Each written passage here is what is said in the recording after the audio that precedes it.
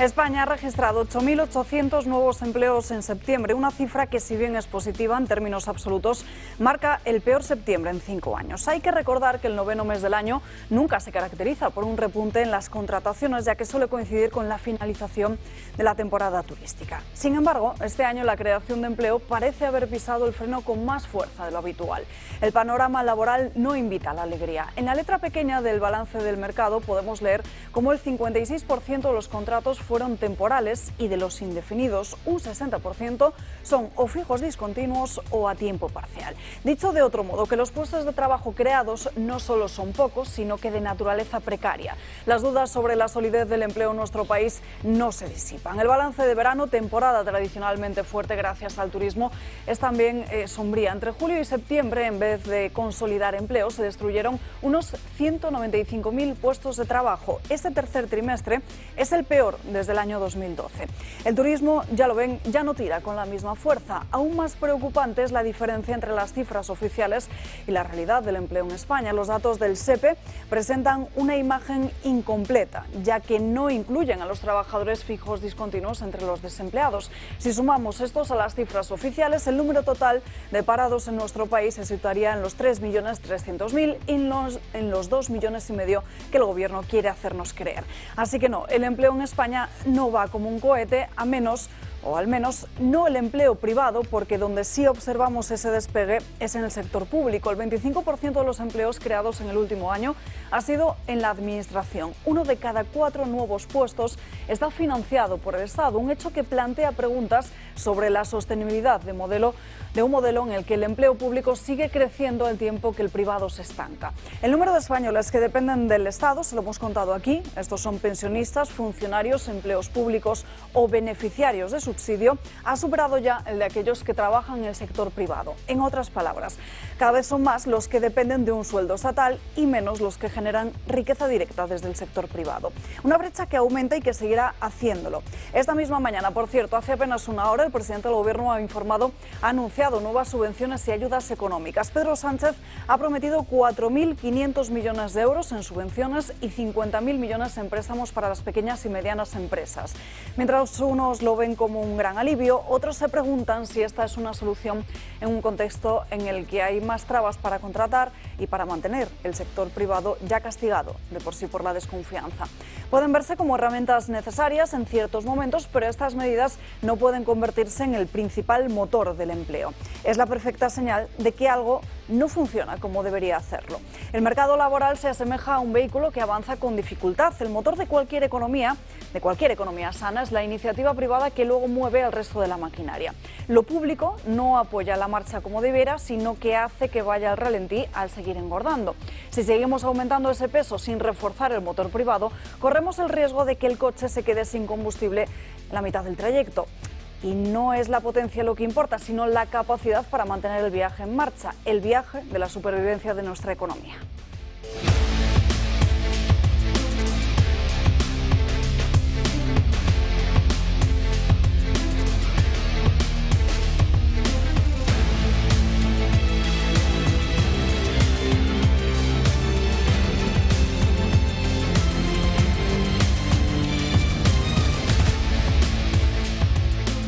Buenos días, ya es jueves, empezamos el día aquí en Dando Caña en este 3 de octubre en el que celebramos San Francisco de Borja en el Santoral y en el que además empezamos con una noticia de última hora porque Moncloa, lo acabamos de conocer hace apenas unos minutos, claudica ante sus socios y finalmente levanta todas sus líneas rojas a esa reforma de la Ley de Seguridad Ciudadana. Sigue todavía esa rueda de prensa de EH Bildu en el Congreso de los Diputados, lo ha comunicado la formación de Arnaldo Otegi en torno a las 11 de esta misma mañana. Mertxi Aizpurua y también el diputado Jon Iñarritu han comunicado cuáles son los principales ejes de esa modificación. Hablamos de 4 puntos: de las faltas de respeto a la autoridad, de la desobediencia, de las pelotas de goma y de las devoluciones en frontera. Enseguida les contaremos en qué consiste este acuerdo al que han llegado desde el gobierno de Pedro Sánchez con todos sus socios parlamentarios. Antes saludamos a los invitados del día de hoy. Como siempre, comenzamos con el comentario de Josep María Francas. Muy buenos días. Pues muy buenos días. Pues mira, esto último me da pie un poco, porque si no recuerdo mal, ayer o anteayer comentábamos que se había puesto de moda la nueva legislación, no sé si española, bueno, no sé si europea, pero sí española, en legislar muy a favor del delincuente, porque hay que tratarlo con sumo cariño y amor, pues sobre todo por si se consigue que se arrepienta y se vuelva bueno, y en cambio a la víctima que le den 2 duros. Y entonces, por lo que me estás diciendo, pues en la Ley de Seguridad Ciudadana pasará lo mismo, que es al delincuente hay que tratarlo con cariño y aceptar todas las propuestas que haga, y en cambio a las fuerzas de seguridad que vayan con cuidado, porque como se pasen tendremos un problema. Y el tema que quería hablar va un poco de lo mismo, ¿no? Yo no había caído, pero es que ayer me llegó una alarma y he visto que hay una cierta alarma, pero muy poco.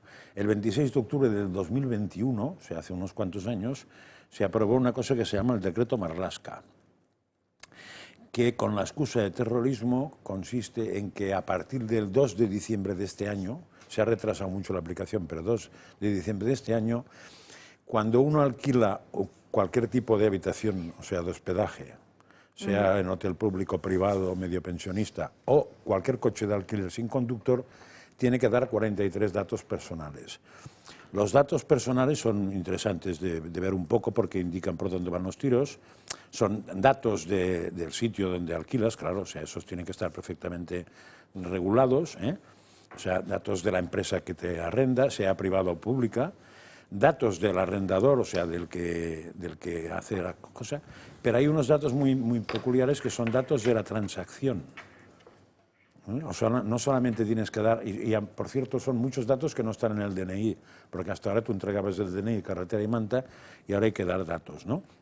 Entonces, la transacción quiere decir incluso los datos del pago, la transacción económica, con lo cual tienes que dar tu IBAN, tu IBEN, tu IBIN, la tarjeta de crédito, cuando caduca, cuando deja de caducar, todo tipo de cosas. Es una cosa así como muy para facilitar los datos al ciudadano normal.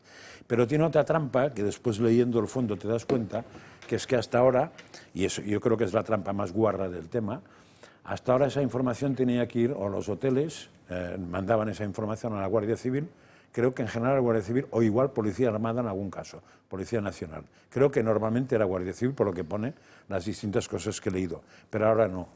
Ahora eso va a pasar al Ministerio del Interior, a una plataforma especial que ha creado, donde tendrás que dar los datos de cualquier movimiento en coche, con los kilómetros que has hecho, o sea, es alucinante, que alguien lo vea es alucinante. Bueno, pues nada, seguimos dando facilidades, supongo, no sé, en este caso al delincuente, no lo sé, pero a jorobar o joder al ciudadano, sí. Yo creo que esto hay que ir con mucho cuidado con esas cosas y lo ideal sería que la gente se rebotara, porque si os acordáis al principio, después de esta legislatura, explicó Antonio, nuestro médico de cabecera, que Sánchez se encontraba en que iba a entrar en un campo de minas. Bueno, yo tengo la sensación de que el campo de minas lo tenemos nosotros, no Sánchez.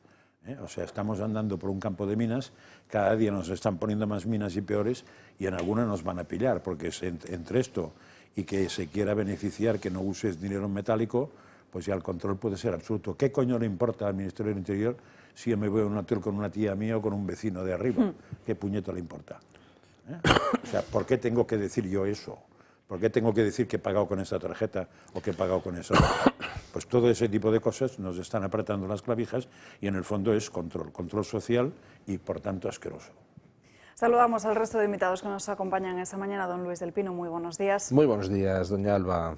Y José Manuel García Margallo, muy buenos días. Buenos días. Pues empezamos con esta noticia de última hora que les decía, esa modificación de la Ley de Seguridad Ciudadana que ha anunciado hace apenas unos minutos la portavoz de H. Bildu, Merche Aizpurua, y el diputado Jon Iñarritu en el escritorio del Congreso de los Diputados hace apenas unos minutos. 4 puntos, les decía antes: las faltas de respeto a la autoridad, la desobediencia, las pelotas de goma y las devoluciones en frontera. Sobre las faltas de respeto a la autoridad, lo que se hace es la modificación. Los insultos y las injurias van a ser considerados una falta leve y en el caso de que esa persona pida disculpas o bien se retracte, pues se retira. Es decir, la sanción económica también pasa de ser grave a leve y lo que dicen desde H. Bildu es que se gana en objetividad. Únicamente se podrá sancionar en caso de resistencia corporal a una orden expresa de los agentes. Lo que dice Bildu, lo que argumenta, es que se acaba así con las sanciones injustificadas inventadas o basadas en interpretaciones subjetivas, y se blinda la libertad de expresión y se establece su cancelación en caso de que esa persona acusada se retracte. En fin, también el final de las pelotas de goma. Lo que han pactado es un calendario progresivo por el cual se van a retirar estas pelotas de goma y se sustituirá por otro material menos lesivo. No han especificado qué material, ni tampoco se han dado fechas más allá de que todavía tiene que establecerse ese calendario. Sobre la reforma de la ley de extranjería, es un compromiso que ha adquirido el Gobierno de aquí a 6 meses, es decir, un plazo de medio año, para poner fin a las devoluciones en caliente de los inmigrantes irregulares. Lo que argumentan desde Bildu es que muchas de esas personas intentan llegar a esa frontera, que cuando piden asilo no se les permite ni siquiera hacer el trámite, que por eso se ven obligados a entrar de forma irregular y que luego no pueden ser solicitantes de asilo. Lo que buscan desde Bildu, lo que dicen es que quieren modificar esta ley para que esas personas puedan directamente solicitar asilo y luego ya se ejecute esa posible devolución. Y creo que ya lo he explicado todo: faltas de respeto a autoridad, desobediencia, pelotas de goma, devoluciones en la frontera. ¿Cómo lo ven? Bueno, pues ¿alguien tenía alguna duda de quién ha ganado en la lucha entre el Estado y ETA? Ha ganado ETA. ETA es en estos momentos quien gobierna en España, imponiendo al gobierno sus condiciones. Y yo querría recordar todas aquellas mandangas que se nos contaban desde la clase política española. El único destino de los etarras es la cárcel. Sí, ya vemos cómo están saliendo uno tras otro. Y bueno, pues dar las gracias simplemente a los partidos, PSOE y Partido Popular, que han logrado que al final ETA sea quien está gobernando en España a través de un señor llamado Pedro Sánchez. El PSOE evidentemente ha hecho todo cuanto ha podido para llegar a esta situación, pero también recordar que al Partido Popular se le dio una mayoría absoluta en el año 2011 y que con esa mayoría absoluta no solo no pusieron fin a la negociación con ETA, sino que continuaron adelante. Por ejemplo, la famosa excarcelación de aquel etarra que estaba muy malito, que ya no me acuerdo cómo se llamaba, que era el que había participado en el Bolinaga, el etarra Bolinaga. Ni siquiera tuvieron la decencia de hacer públicas las actas de negociación depositadas en Ginebra con ETA. Bueno, pues nada, gracias a unos y a otros, en estos momentos Bildu, es decir, ETA, es quien está imponiendo al gobierno español las condiciones. Margallo. Bueno, es un análisis que obviamente yo no comparto. Probablemente yo he vivido toda mi vida en San Sebastián y en Bilbao. Mi padre ha vivido allí hasta que murió hace 2 o 3 años, y yo recuerdo los años de hierro de ETA, en que cualquier persona, con independencia de que fuese importante o no, significativa o no, podía ser asesinada. Yo creo que es obvio que ahora vivimos mucho mejor. Es decir, yo voy a San Sebastián, soy una persona relativamente conocida y me puedo pasear tranquilamente por la parte vieja. Que es bueno que se le haya dado este protagonismo a Bildu, por supuesto que no. Pero en eso no sé muy bien qué es lo que tiene que ver el Partido Popular. Quiero recordar en este tema, y estoy ahora escribiendo ese capítulo de mis memorias, que fue Aznar el que empezó el camino que acabó con la disolución de ETA. Es decir, Aznar, que fue el víctima de la propia ETA, fue víctima de un atentado que no se lo llevó por delante de milagro, cerró Egin, encarceló a la mesa de Herri Batasuna, y hubo una reunión en el País Vasco muy significativa. Reunió a todos los cargos, concejales, militantes, etcétera. Después del atentado que sufrió, dijo: voy a ir a por ETA con todos los medios. Y quiero deciros que nos pueden matar. Solamente una persona decidió que no estaba de acuerdo con aquel camino.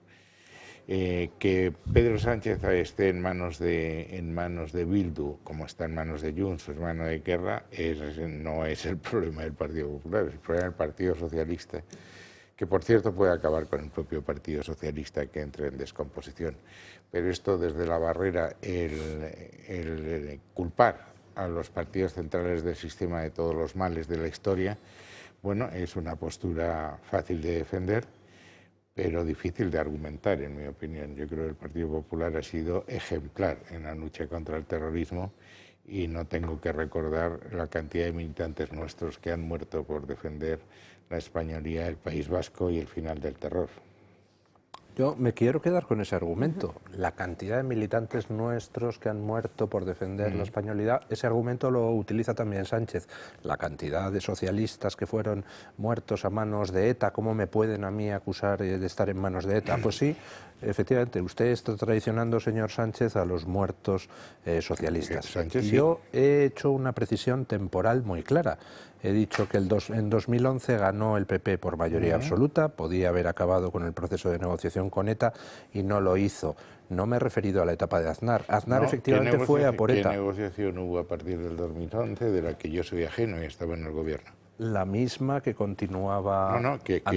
¿Qué puntos de negociación, qué hechos, qué negociación hubo con...? Salvo que usted me diga que la liberación de Bolinaga fue porque se levantó Rajoy de mal talante un día. Comparar la liberación de Bolinaga, que habría que ver el expediente y por qué, con 800 y pico muertos, que era lo que se había producido antes, me parece, es una reflexión que yo no comparto, claro. Es decir, yo creo que la tranquilidad en el País Vasco es, en estos momentos, en ese tema, es absoluta. Es decir, se ha acabado con los asesinatos, se ha acabado con los robos, se ha acabado con la violencia, se ha acabado con el impuesto revolucionario. ¿Usted cree que si voy con un pin de la bandera de España por Mondragón, yo estoy seguro, ¿verdad? Y tranquilo y puedo pasearme por el País Vasco. Absolutamente tranquilo. Yo soy bastante más conocido que usted y llevo siempre la bandera española en la corbata cuando voy por Mondragón. Pues usted será alguien muy conocido y quizá por eso no se atreven con usted, pero le aseguro que si la gente intenta ir de español por ciertas zonas del País Vasco, su integridad física corre peligro. Y si no, que se lo pregunten a los guardias civiles de Alsasua, por ejemplo. Está usted mezclando cosas. Una cosa es ser guardia civil, otra cosa es llevar la bandera española. He dicho que la bandera española se puede llevar. Y en la casa de mi padre, que murió hace 2 años, cada vez que ha habido la fiesta nacional se colgaba en el balcón la bandera nacional. Y vivía en San Sebastián. En San Sebastián, Prin y Fueros. La experiencia que usted tenía en Mondragón, pues no lo sé. Pero vamos, que se puede usted llevar la bandera española con absoluta tranquilidad. Yo la llevo. Por cualquier sitio del País Vasco. Yo la llevo, por cualquier sitio. Francas. No, a mí me la hicieron quitar, hombre, hará 5 o 6 años. Llevaba en el coche una cosita y por prudencia, no sé exactamente qué pueblo era, pero los señores que iban en un matrimonio del País Vasco me dijeron, por si acaso, retira esto o deja el coche muy lejos porque vete a saber. A ver, no creo que se trate aquí ahora de estudiar todo el desarrollo final del tema de ETA, quién hizo, quién dejó de hacer. Lo que sí está claro es que los presupuestos de ETA, que la gran diferencia a partir de Zapatero para mí de ETA es que se llega a un pacto de que tú no salpiques, o sea, sobre todo que no haya sangre en la calle y a partir de ahí te vamos a dar todo. Claro, dices, eso es pacificar. Bueno, sí, de la misma manera que el argumento que tiene ahora mismo el PSOE, que es el mismo que Zapatero en aquella época en Cataluña, es, claro, vamos a tranquilizar, a quitar el tema a base de ceder todo lo que piden. Ya, pues es un sistema cojonudo para ir por la vida, claro, tú cedes todo y entonces, evidentemente, el otro le comento que baja el nivel de petición, sobre todo porque no le hace falta. Es decir, ha salido bien parada la gente de ETA, ha salido bien parada la gente de ETA, ha salido bien parada la gente de Bildu, ha salido de lujo bien parada, han copado ayuntamientos y lo que quieras, perfecto. ¿Tienen la misma financiación que tenían antes? Mucho mejor. O sea que en ese sentido pues les ha salido, ha sido un chollo, porque en el fondo la parte final, al menos de la negociación, no fue negociación, fue claudicación. Y ya está. ¿Que eso hace que no haya sangre, que no haya muertos? Sí, eso es evidente, hace que no haya muertos. No, ni impuesto revolucionario, ni... Bueno, eso no lo sabremos nunca, porque no hace falta... sí lo sé. Quiere decir que no hace falta el impuesto porque te lo llevas directamente de la Yo caja lo del único que he dicho es que no hay ayuntamiento, impuesto revolucionario. No, ya, claro, porque... Pero la solución, ¿cuál es? Porque yo te digo, la que hace Zapatero, o sea, el fin de ETA no existía. Ha existido el fin de ETA armada y con sangre. No ha existido el fin operativo, que era, que digo, mi brazo armado, que es como se llamaba, lo tapo, ¿para qué? Y ahora van a ir saliendo y me voy al brazo político, consigo lo mismo y me ahorro muchos problemas. Y en Cataluña se está haciendo lo mismo, es decir, no habrá conflicto, ¿por qué? Porque ¿usted qué quiere? La inmigración, téngame. ¿Usted qué quiere? ¿Usted qué quiere? ¿Usted qué quiere? Claro, con esa política de ceder, es un sistema perfecto para que no haya conflicto, simplemente porque gana al contrario. Claro, si entre el Barça y el Madrid la solución es para que no se enfade el otro, que le dejes ganar, pues tenemos un problema. Entonces, y ahora mismo lo que sí se está viendo es, diríamos, una política del tema de carcelaria muy peculiar, pero que se veía venir. O sea, estaba cantado de que el pacto, que no sé quién ha firmado y donde ha salido era todos al País Vasco, competencias al gobierno vasco y a partir de ahí salida paulatina, enseguida que se pueda, cuanto antes y con excusas variadas. Y hubo la excusa de que mi novia tiene un pie torcido, o sea, en la historia ha habido distintas excusas, van a acabar saliendo todos y el que le guste bien y el que no ya sabe que no tiene que votar al PSOE fundamentalmente, no hay más. Los que han cedido hoy han sido los del Partido Socialista, claudicando ante los socios. EH Bildu ha explicado esta misma mañana en qué consiste esa modificación, ese acuerdo por el que se va a modificar la Ley de Seguridad Ciudadana, popularmente conocida como Ley Mordaza. Lo explicaba, como decíamos, Mercedes Purúa en el Congreso de los Diputados. Lo vemos. Por desobediencia pasarán de falta grave a falta leve. Otro aspecto muy importante para nosotras y al que damos mucho valor es que se acaba con el uso de las pelotas de goma. Las pelotas de goma serán sustituidas por otros medios menos lesivos y damos así cumplimiento también a una de las reivindicaciones más demandadas por la ciudadanía vasca en esta materia. Y, por último, hemos conseguido que se aborde la problemática de las devoluciones en frontera desde una perspectiva humanitaria y garantista con los derechos humanos y el derecho internacional. De esta manera se incluirá en la ley, mediante una disposición adicional, que en el plazo máximo de 6 meses se modificará la Ley de Extranjería, estableciendo como criterios el respeto y aplicación de la normativa de derechos humanos y protección internacional, estableciendo así el acceso y evaluación a las solicitudes de protección previamente al proceso de posible expulsión. Esto es lo que hemos pactado con el Gobierno. Hemos trabajado mucho, durante mucho tiempo, para alcanzar un acuerdo que es beneficioso para toda la ciudadanía vasca y para toda la ciudadanía del Estado. Cumplimos. Una de las preguntas que nos podemos hacer con esto es qué ha cambiado para que el Partido Socialista dé su brazo a torcer, porque el Ministerio de Interior ya se había negado en su momento y, de hecho, en la propia Comisión de Interior esto encalló por la negativa tanto de Bildu como de Esquerra, porque consideraban que era una modificación insuficiente en su momento. Luis. Bueno, lo primero de todo es que es asqueroso, es un espectáculo repugnante. O sea, a una señora portavoz de quienes reventaban la nuca de la gente a tiros diciendo que han conseguido que se sustituyan las pelotas de goma por algo que haga menos daño. Menos daño que una bala, por ejemplo, señora Aizpurúa, y hablando de derechos humanos, las devoluciones en caliente, hablando de derechos humanos, quienes mataron a 28 niños, quienes mataron a mujeres, a ancianos, a fontaneros, a periodistas, hablando de derechos humanos. O sea, ¿hasta qué punto de degradación ha llegado la política en este país para que esa señora pueda salir impunemente a llenarse la boca de conceptos que evidentemente son antagónicos con lo que representaba ETA? En cuanto a qué ha cambiado en el Partido Socialista, pues ha cambiado algo muy simple, y es que el Partido Socialista necesita los votos de todos y cada uno de sus socios para cualquier cosa, incluido el sacar adelante unos presupuestos. Y ya lo dijo Otegi muy claramente, si para sacar presos a la calle hay que aprobar los presupuestos, pues se aprueban los presupuestos, no tenemos ningún problema. En este país no hay ningún partido, hay 2 partidos que se muevan en estos momentos por consideraciones meramente ideológicas, es decir, que tengan la ideología perfectamente clara. Uno es Bildu y el otro es Vox, y los de Bildu tienen absolutamente claro qué es lo que quieren, que es la independencia del País Vasco, y tienen absolutamente claro que todo es instrumental, y si tienen que llegar a acuerdos con el Partido Socialista, como si tienen que llegar a acuerdos con quien sea, y venden su voto votación a votación. ¿Y a cambio qué sacan de Sánchez? Pues sacan presos a la calle y sacan blanqueamiento, que es esta escena repugnante que hemos visto. Permitirles hablar de derechos humanos a los que más los han vulnerado en este país. Margallo. Bueno, vamos a ver, yo creo que la explicación es verdad, que el Partido Socialista cada vez que necesita los votos cederá y está dispuesto a ceder, porque si algo caracteriza a Pedro Sánchez, que es la antítesis de lo que era el Partido Socialista Obrero Español en la época de Felipe González, es que carece esa moral, carece de ética y carece de límites. Es decir, que cualquier cosa es perfectamente posible y canjeable con tal de que siga en Moncloa. Pero el tema es mucho más profundo. La transformación que ha hecho el Partido Socialista, que va a culminar en el Congreso que van a hacer ahora, el 41 congresos, en que no va a haber prisioneros, es decir, aquí se va a convertir en un partido socialista leninista monolítico.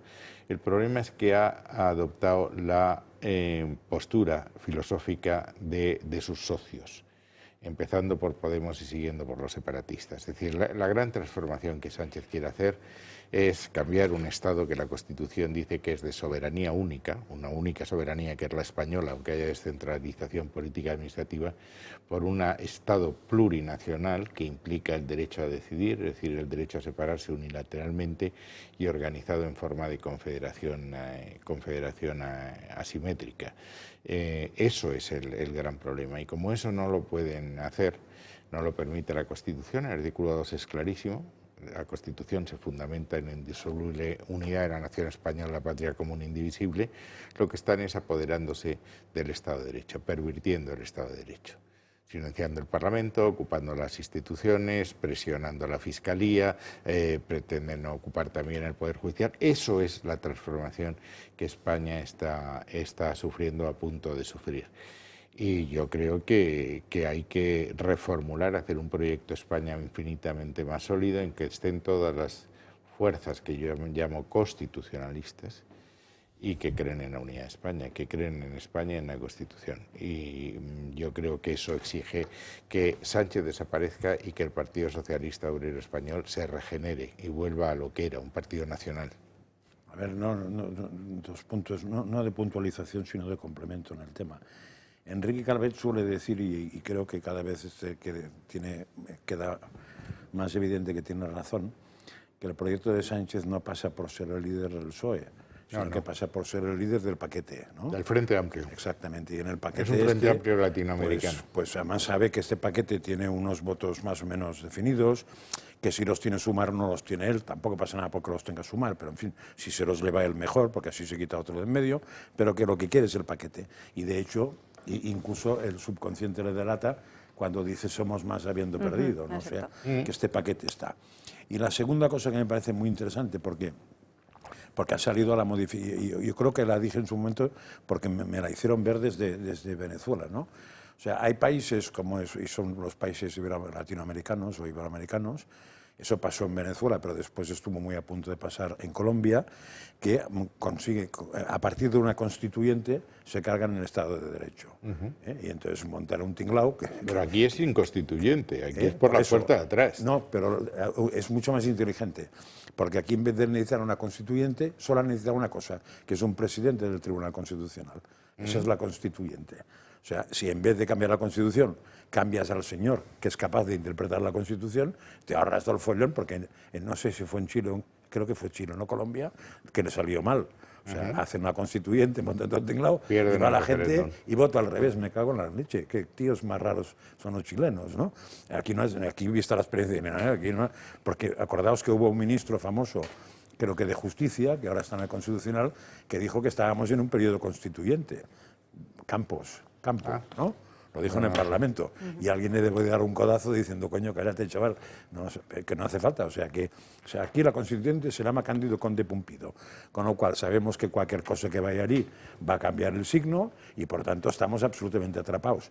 Por eso creo que la insistencia de Julio, y en este caso me apunto, es que ahora mismo la política de este país, del entorno de la derecha, llámese centro-derecha con alguna izquierda, me da igual, tiene que ser que Sánchez desaparezca, porque Sánchez es una constituyente por sí mismo. Exacto. Y toda la separación de los demás hay que tragársela, meterla en un saco, decir, nosotros somos así, tú eres así, vamos a echar a este señor y después ya discutiremos a ver si tú tienes un 20%, yo un 15%, yo un 33%, yo un 44%. Pero mientras estemos discutiendo si tú los inmigrantes más, yo los inmigrantes menos, no sé qué, el otro tío dice, de puta madre, tío. Entonces, eso es un objetivo que yo no entiendo cómo no se entiende. Pues es muy sencillo, se lo explico yo. Esa supuesta unión pediría la ilegalización de Bildu o no. No, tendría que pedir elecciones anticipadas, elecciones inmediatas. Y a partir de ahí... Para eso no hace falta nada de nada. ¿Dice usted una moción de censura? Sí, claro. Ah, bueno, pero una moción de censura, eso se puede negociar muy fácil. Creía que hablaba usted de unificación de fuerzas electorales. Enseguida hablaremos de esa posibilidad de una moción de censura, pero tendrá que ser tras una breve pausa de publicidad. 2 minutos y volvemos. Ya estamos de vuelta en Dando Caña, pasan 3 minutos de las 12:30 del mediodía a las 11:30 en Canarias y vamos a analizar todo lo que está ocurriendo en Oriente Próximo. Esta misma mañana el presidente del Gobierno, Pedro Sánchez, ha vuelto a hacer una llamada a la contención y a la responsabilidad. Exige Pedro Sánchez que se evite a toda costa una escalada de imprevisibles consecuencias. Evidentemente condenamos, como hemos hecho desde el principio, los ataques de Irán contra Israel del pasado martes, pero al mismo tiempo lo que hacemos es exigir que se acuerde un alto el fuego inmediato en Gaza, una tregua en el Líbano y que, en definitiva, el derecho internacional sea respetado. Y por su parte, Josep Borrell, esa misma mañana, el alto representante de la Unión Europea, ha vuelto a criticar que se esté dando una mayor permisividad, disculpen, con Netanyahu. Es verdad que el gobierno de Netanyahu no ha escuchado ninguna voz. Es verdad también que Hezbollah ha estado bombardeando Israel y obligado a desplazar a más de 60.000 personas de sus hogares en el norte. Pero es cierto que la petición de la comunidad internacional de que eso no llevase a una invasión del Líbano no ha sido escuchada. Y esta misma mañana, tal y como anunciaba en el día de ayer, Margarita Robles, la ministra de Defensa, en un medio de comunicación, en otra entrevista, se enviaban ya esos aviones del ejército con el objetivo de evacuar a todos aquellos españoles que estaban atrapados en Líbano y no podían salir. Ocurría además ese anuncio 24 horas después de que el ministro de Asuntos Exteriores, José Manuel Álvarez, negase que se iba a activar ese plan de evacuación. Defensa envía estos aviones. Esta misma mañana, hace apenas 1 o 2 horas, ha aterrizado este jueves el primero de los aviones para evacuar a unos 380 ciudadanos españoles residentes en el país. Está previsto que en las próximas horas, quizás en los próximos minutos, aterrice otro procedente de Zaragoza. La ministra de Defensa en el día de hoy ha dicho que se espera que a lo largo del día se pueda realizar una parte importante de la evacuación de españoles en Líbano con estos 2 aviones y que, si es necesario, en los próximos días enviará un tercero. Estamos analizando todo lo que sucede, pero para analizarlo en profundidad, para poder debatir sobre ello, María Vallejo, muy buenas tardes. Necesitamos saber también cuál es el poder militar que tiene cada parte en este conflicto, tanto de Israel como de Irán. Muy buenas tardes, Salva. Pues lo vamos a ver porque estamos muy atentos a la escalada bélica en Oriente Próximo por esos ataques de Irán a Israel. Sin embargo, hay que recordar que ambos países sostienen desde hace años una guerra indirecta sin ningún tipo de ataque hasta ahora. El momento actual es crucial y muy peligroso porque estamos ante 2 grandes potencias militares. Para que se hagan una idea, según Global Firepower, Irán es la potencia militar número 14 global. Israel está un poco más para abajo, en el puesto 17, por delante, eso sí, de Ucrania, de Alemania y también de España. Pero ¿de qué estamos hablando realmente? El informe Balance Militar 2024 del IISS recoge todo el arsenal militar de todos los países. Israel, según este balance, cuenta con un ejército de 170.000 efectivos en activo y 465.000 reservistas. Sus tropas, además, están consideradas como una de las mejores entrenadas, de las mejores equipadas y también muy experimentadas. Irán, por otro lado, cuenta con 610.000 efectivos y 450.000 reservistas. En el ámbito aéreo, es Israel quien es el país superior. El ejército israelí cuenta con 612 cazas frente a los 551 que tiene Irán. Pero es que además Israel dispone de 310 aviones de combate, de ataque terrestre y 46 helicópteros que también pueden atacar, además de varios drones. Irán, por otra parte, cuenta con más de 550 aeronaves y casi 130 helicópteros. Sin embargo, aquí entra en juego otra cuestión y es la calidad. Irán apenas ha podido renovar su flota en estos últimos años debido a todas las sanciones internacionales. ¿Y qué hay de esos misiles que hemos estado viendo en estas últimas horas? Pues Israel cuenta con misiles que alcanzan hasta los 4.000 kilómetros e Irán los 3.000. Pero la defensa también es una parte fundamental. Israel cuenta con un fuerte paraguas antiaéreo que puede derribar hasta el 96% de los misiles que recibe. Irán, sin embargo, tiene una defensa un poco menos eficaz y anticuada. Y llega la gran pregunta que algunos se hacen. ¿Tienen ambas potencias armas nucleares? Pues Israel nunca lo ha reconocido, pero muchos países sí quedan por hecho que las tiene. Se cree, de hecho, que puede acumular entre 100 y 200 ojivas nucleares. Irán, en teoría, se comprometió hace años a no fabricar ni adquirir este tipo de armas, pero en 2021 la República Islámica anunció que estaba enriqueciendo uranio a los niveles necesarios para poder fabricar y comprar armas nucleares. Gracias, Mariem Margallo. ¿Cómo ve el panorama de la situación? Vamos a ver, esto no es más que un episodio más en una guerra que empezó en 1948 con la partición del territorio, si es que no empezó antes, que no se ha llegado a la única solución que garantizaría una paz definitiva, que es los dos estados, un Israel seguro, subrayo seguro, y una Palestina viable, subrayo viable, porque en estos momentos con Cisjordania ocupada por 500.000 colones eso no es posible. Eso no lo quiere Netanyahu, no lo quiere Hamas y dudo que lo quiera la Autoridad Nacional Palestina. Eso se ha extrapolado y ahora ya el conflicto principal, las dos potencias que están en lucha son Israel e Irán. Irán, que tiene a su vez 5 proxies. Tiene a Hamas en Gaza, tiene a Hezbollah en Líbano, tiene milicias en Siria, tiene milicias en Irak, tiene los hutis en Yemen. No tema menor, porque si cierran el estrecho de Hormuz nos encontramos con lo que pasó en la guerra del 73, en que el petróleo pasó de $3 a 12, se cuadruplicó. Ahora ha subido escasamente un 4%. No digo que sea una buena noticia, pero hay que relativizar. ¿Qué es lo que ha habido aquí? Lo que ha habido es una invasión, una intrusión de milicias de Hamas el 7 de octubre del 2023, con 1.200 muertos, más de 200 rehenes, etc. Eso era conocido por Irán, lo estábamos discutiendo antes Josep María Francas y yo estoy absolutamente convencido. ¿Por qué Irán activa a Hamas? Por una razón muy sencilla. Estaba en marcha lo que se llamó los Acuerdos de Abraham, en virtud de la cual distintos países musulmanes, me centro ahora en Bahrein y en Emiratos, porque estos no hacen nada sin contar con Arabia Saudita, entró también Marruecos y Sudán, pero eso ahora no me importa. Eso para Irán era letal. Un acuerdo entre Israel y los países musulmanes encabezados por Arabia, que es el guardián de los santos lugares, había que evitarlo, y lo han hecho. Entonces entran ahí, es obvio que Israel aprovecha la ocasión para hacer algo que hacía mucho tiempo que tenían ganas de hacer, que era acabar con la infraestructura de Hamas en Gaza, acabar con la infraestructura de Hezbollah en Líbano y hacerle el mayor daño posible a Irán. ¿Hasta dónde? Yo creo que su pretensión sería bombardear las centrifugadoras para evitar que Irán pueda convertirse en potencia nuclear. ¿Eso va a pasar? No lo sé. Biden el otro día les ha pedido que cualquier cosa menos eso, menos centrifugadoras. No sé qué va a pasar. Si eso pasa, el tema es muy complicado. Si en vez de eso lo que hacen es atacar sus instalaciones petroleras, fundamentalmente las que están en los puertos, entramos en otro lío monumental y entonces sí que el precio del petróleo puede subir.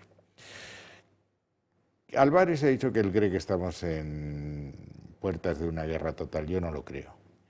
Eso no le interesa a nadie. Es decir, como aliados potenciales de Irán fuera de lo que son los países más o menos que controla, o sea, Irak, que tiene una mayoría chií, el régimen de Bashar al-Assad, que también es chií, aunque la mayoría siria no lo sea, Líbano, en que tiene una presencia muy fuerte, Bahrein, en que la mayoría de los que he citado antes. China no le interesa un conflicto mundial. De ninguna manera. O sea, China actúa siempre con lo que se llama el poder blando, es decir, cualquier cosa menos belicismo. Es comercio, es inversión, etcétera, es de quedarse con la deuda pública, por tanto eso no le interesa. Yo no estoy nada convencido que a los otros potenciales aliados de Irán les pueda interesar EMA, pero vamos a ver, ahora todo depende de cuál sea. Ahora la pelota está en el terreno de Israel, es Israel el que va a contestar. Vamos a ver cómo contestan. Hasta ahora es que ha habido dos fases en este conflicto, el que empezó el 7 de octubre del 23. Uno lo que se llama la guerra proxy. Es decir, han luchado por personas interpuestas. No ha sido Irán el que ha atacado directamente hasta abril del año pasado. En ese tiempo es Hezbollah, es Hamas, son los hutíes, etc. El 1 de abril se produce el primer ataque desde Irán a Israel, absolutamente controlado, avisando y procurando causar muy poco daño para evitar la escalada.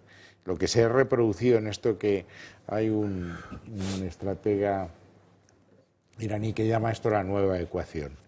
La segunda parte de la nueva ecuación es la que ha empezado ahora, cuando Irán manda misiles a Israel. Es decir, estamos en ese tema. Vamos a ver qué hace Israel. El Consejo de Seguridad se reunió, que lo que están diciendo es que se aplique la resolución 1701, que es de 1966, que establece una zona desmilitarizada en los dos países, donde están nuestros militares, por cierto. Eso no sirve para nada, es decir, esa zona desmilitarizada no ha existido, y el ejército israelí entró hace 2 noches en Líbano, y parece que la fuerza de la ONU puede hacer lo que tiene que hacer, que es interposición para evitar el conflicto. Entonces, no acabo de entender muy bien nuestra presencia allí. Y aquí, en el terreno interno, estamos en la política exterior espectáculo. Sánchez, que está absolutamente desprestigiado, porque las posturas de su gobierno, de los miembros, son distintas en Ucrania, en Venezuela, en Israel, tal. Se va allí y organiza un espectáculo con el primer ministro belga en Rafah, en que da una especie de rueda de prensa como si estuviese en Alcorcón en un mitin socialista, lo cual a Israel no le hace ni puñetera gracia. Y el otro día hacen un espectáculo realmente circense, es decir, es convocar aquí a no sé cuántos países para mediar en el conflicto, y resulta que quien no está es Israel. Es decir, si usted quiere mediar en el conflicto, tendrá que tener a las dos partes. Y ahora pues dice estas cosas, ahora mandan al rey a Jordania. Bueno, pues bien, pero vamos, efectivo no estamos siendo, ¿no? Acá, si su alergia se lo permite. Sí, no olvidemos que me parece a mí, a mí me suenan campanas, pero por ejemplo, si no recuerdo mal, Rusia en la guerra de Ucrania está usando drones de Irán. Claro. Con lo cual quiere decir que una cierta relación Irán-Rusia muy potente está. O sea, detrás de Irán está Rusia. Y Estados Unidos está armando a Ucrania, por poner un ejemplo tonto, tanto a Ucrania como a Israel. Con lo cual tenemos 2 focos de problema, que en el fondo los sujetos son muy parecidos.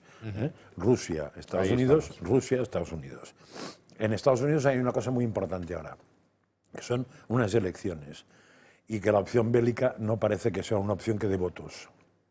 Con lo cual, el interés, porque ahora pase algo gordo, me parece que es muy relativo. En el caso, probablemente, igual en Ucrania habría una cierta opción, porque es una guerra muy avanzada, pero meterse en un follón ahí abajo, yo creo que ahora mismo a Biden no le interesa un pimiento, con lo cual esto hace que Estados Unidos no se posicione.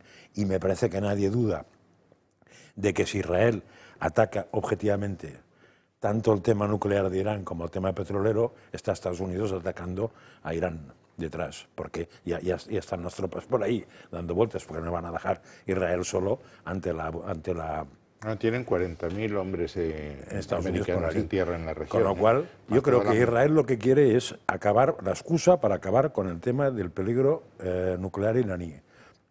Y está provocando a Irán para que Irán sea el que empiece los palos. Entonces, pues porque Netanyahu está en una situación desde hace muchos años provisional, que si fuera el presidente de España tendríamos problemas para no compararlo con Sánchez, porque Sánchez tiene una mujer donde está, pero el otro tiene imputaciones por un tubo. O sea, no es un genio, diríamos, de la normalidad. Está en una situación políticamente inestable, no tiene mayoría absoluta en absoluto, o sea, está en una situación muy mala. Pero claro, otra cosa es que por muy situación mala, los que han empezado son otros, o sea, no nos olvidemos. Pero eso a la hora de analizar qué va a pasar ahora, yo sigo pensando que Israel lo que quiere es que pique Irán, e Irán lo que no quiere es picar porque sabe que acabaría mal. Y por eso, de hecho, el ataque de ayer o de este martes es parecido al que hubo el otro ataque, es lo mismo. Yo lo que no sé qué ventaja tiene lanzar 200 cohetes que cuestan un pastón para que no sirva para nada y simplemente vayas de chulito por la vida. Igual lo podrían hacer con 10 o 15, que es más barato, a no ser que lo que se trate es de renovar la flota. Igual se trata de gastar material obsoleto para que los rusos les envíen más, no lo sé, pero es un poco absurdo. Por cierto, me parece que esta vez la eficacia de la defensa israelí no ha sido la anterior, ¿eh? Ha sido un poco menor, incluso se habla de que no sé si ha habido, no sé qué cifra, ha llegado al sitio, no es lo mismo, tampoco parece que esta vez haya sido claro que hayan colaborado muchas de las potencias de alrededor, que la otra vez sí lo hicieron. O sea, la situación no es tranquila en esto, ¿eh? Porque se desgasta todo, supongo. Sí. Bueno, han hecho un excelente análisis el señor García Margallo y el señor Francas. Yo solamente añadir alguna información complementaria. No es verdad que Netanyahu esté en mala posición interna. Netanyahu tiene una oposición dentro de Israel, tenía una oposición dentro de Israel muy activa, pero vamos, las últimas encuestas le dan un apoyo abrumador de la población en su estrategia bélica. Claro, pero estas encuestas justo salen a raíz de todo esto que está pasando. Claro, a raíz del 7 de octubre, etcétera. Son consecuencia de, pero él llega a eso mal. Antes él tenía una posición precaria dentro de Israel, ahora en absoluto, ahora tiene manos libres para hacer lo que considere. Y es muy interesante el escuchar el discurso que dio ayer Netanyahu a la población de Israel con motivo del Año Nuevo judío, porque en ese discurso él resume perfectamente la situación. Durante demasiado tiempo hemos estado aguantando los ataques y hemos estado pues, prácticamente maniatados a la hora de responder por la comunidad internacional. Ahora, por primera vez, estamos enfrentándonos en todos los frentes al eje del mal, los estamos batiendo en todos los frentes y en estos momentos la iniciativa la llevamos nosotros. Y es el momento de ir a por Irán. Lo tiene clarísimo Netanyahu y lo ha anunciado ayer. Y además hizo unas consideraciones hace un par de días muy interesantes en otro discurso donde se dirigía al pueblo iraní y le decía: no vamos a por vosotros, somos amigos del pueblo iraní. De quien somos enemigos es de vuestro régimen y a vuestro régimen le ha llegado la última hora. Yo creo que Irán, precisamente por intentar aparentar una fuerza que hemos visto que no tiene, se ha visto obligado por 2 veces para sacar pecho ante los suyos a atacar a Israel. Israel le ha puesto en bandeja el por fin dar un golpe definitivo al régimen iraní actual. ¿Ese golpe cuál puede ser? Hay 3 tipos. 1, atacar la infraestructura petrolera, que como ha dicho el señor García Margallo, nos iba a meter en un follón económico a nivel mundial. Eso no lo va a hacer. Segundo, atacar las instalaciones nucleares, que esa es una de las posibilidades y desde luego despejaría el panorama muchísimo. Imaginen un Irán con bombas nucleares. Tercera posibilidad, hacer ataques selectivos contra dirigentes iraníes. De las 3, la más efectiva es la segunda, ir contra las instalaciones nucleares. Y yo me supongo que Israel lanzará un ataque. Lo que pasa que ayer lo dijo muy claro Netanyahu, será cuando nosotros consideremos. Por último, el tema de las presidenciales americanas. Netanyahu sabe que puede hacer ahora lo que le dé la gana, porque si ahora él ataca, entonces evidentemente a Biden al Partido Demócrata le meten un lío.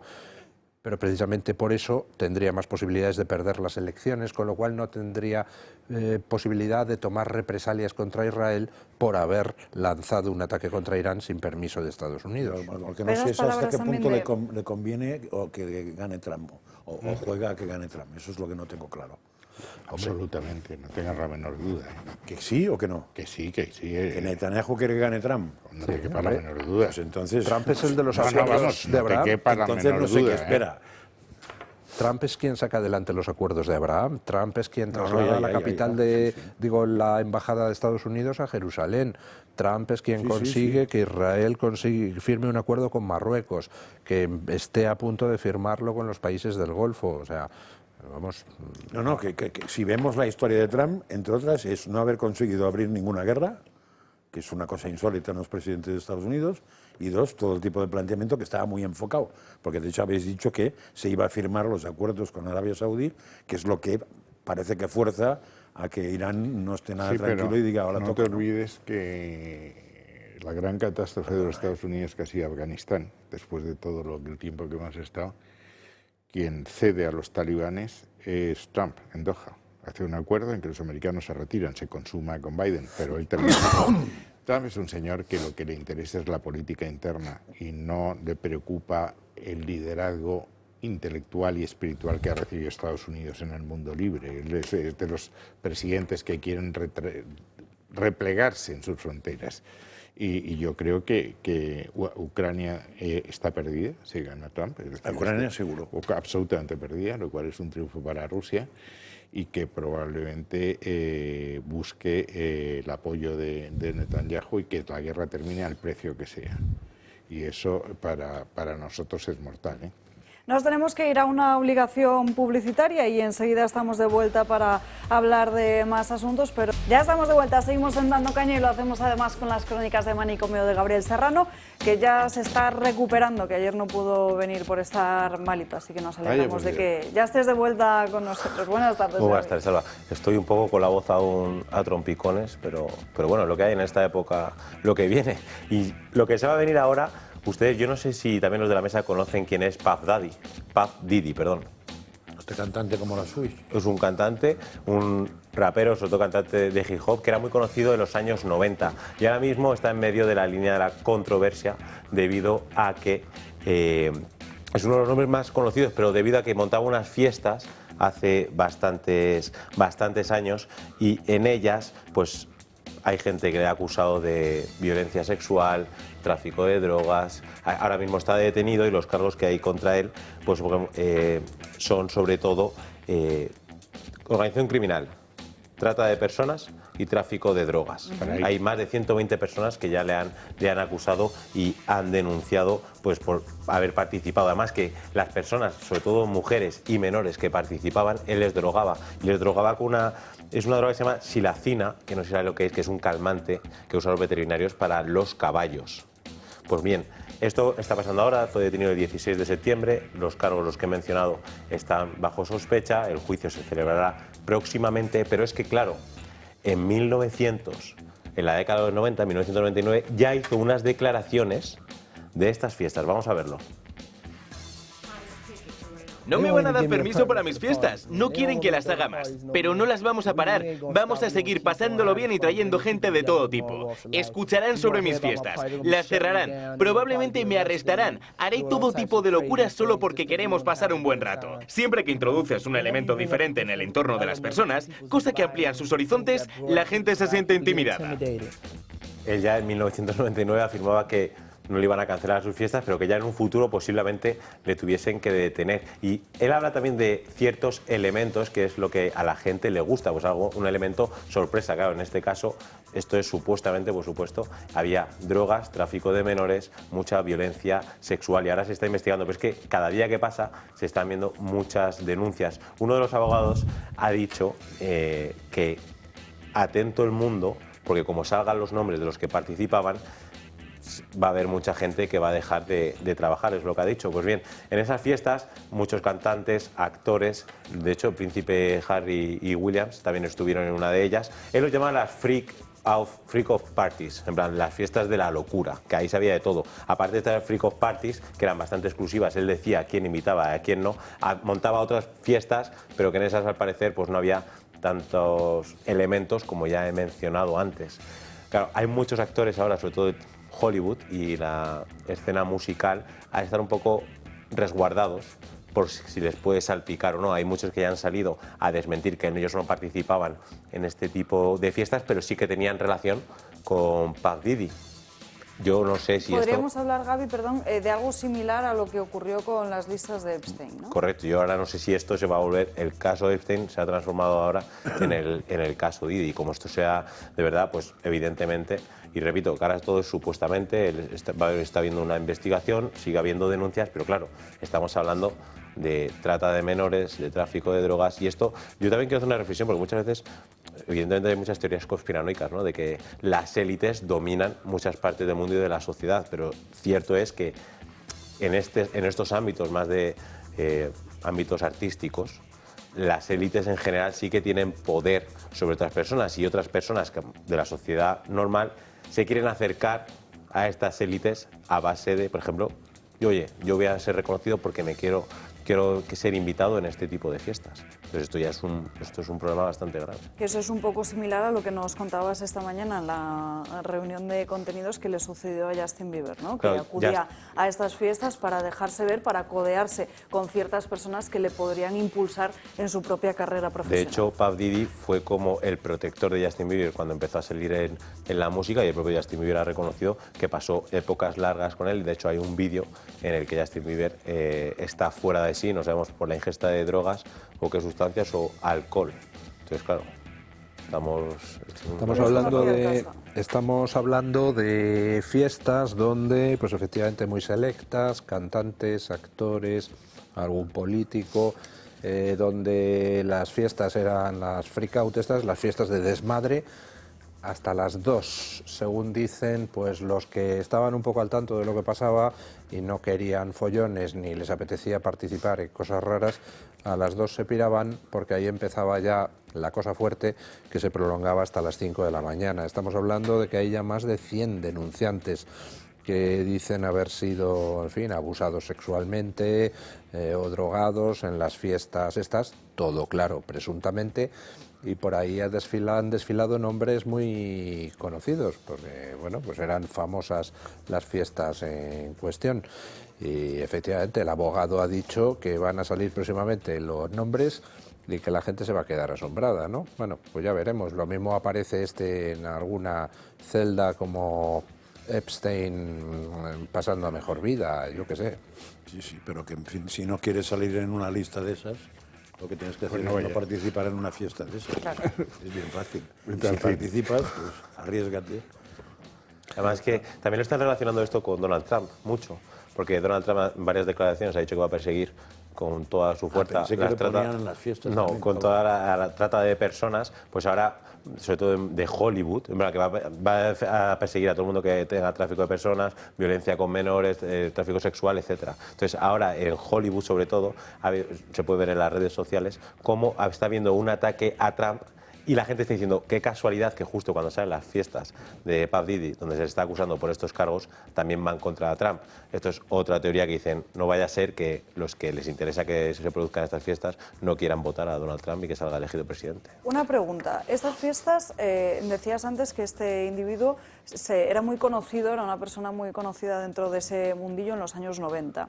Estas fiestas se estarían produciendo pues desde ese momento y sobre todo tendrían su máxima fama 2008, en 2007, vale, en el 90 ya practicaba estas fiestas, pero claro, ya más o menos haciendo una relación Justin Bieber, ahora tendrá 20 y pocos años. ¿Y las denuncias salen ahora? Están saliendo ahora. Y son denuncias anónimas, evidentemente, porque las denunciantes no quieren saber quiénes son. Entonces la policía lo tiene evidentemente bajo secreto eso, y también se está especulando que es gente conocida del mundo del cine. Sí, obviamente no todo el que asistiera a las fiestas por supuesto, y no todas las fiestas eran iguales. Ha hecho nada inadecuado. De hecho, por ejemplo, el New York Post, que está publicando bastante información sobre el tema, publicó un artículo sobre alguien que asistía a las fiestas, pero a la parte no ilegal, digamos, que era Denzel Washington, que es alguien, hombre, que siempre ha huido de los escándalos y todo esto, y que asistía ahí porque iba todo el mundo, pero a las 2 se piraba, y de hecho constan las recomendaciones que le hizo alguno de algún otro actor, que, oye, me han invitado a estas fiestas, y dice, bueno, pues si quieres ir, ve, dice, pero lárgate media hora antes de que llegue el demonio. Era la recomendación de Denzel. Que hay entre todas estas personalidades para que ciertos, ya no nombres, porque al final es lo de menos, sino de que estos hechos en sí se produzcan y se repitan de forma reiterada. No nos vamos a escandalizar ahora si decimos que en el mundo del cine americano, pues en fin, el tema de los escándalos sexuales, las orgías o el tráfico de drogas es desde hace muchísimo tiempo, ¿no? O sea, desde la época de Errol Flynn, que salía en blanco y negro luchando a los piratas. Las fiestas de Errol Flynn en Hollywood eran legendarias, donde al final terminaban todos desnudos y tocando el piano con el miembro viril. Me refiero más que nada que tampoco se puede normalizar hasta este punto. No, y la pregunta es ¿cuánta gente sabía lo que pasaba en la fase dura de las fiestas y se cayó o participó activamente, ¿no? Y en este caso, lo que usted ha mencionado con el New York Post, toda la investigación, claro, que muchas personalidades conocidas, sabiendo lo que ocurre a partir de cierta hora, su recomendación es, oye, a esta hora vete, en vez de denunciar lo que pasa, también la culpa también va para ellos. No, ahí, vamos a ver, estamos en una situación donde, tú lo has dicho antes, en ciertos círculos para poder trabajar tienes que conocer a todo el mundo, ir a las fiestas y no sé qué.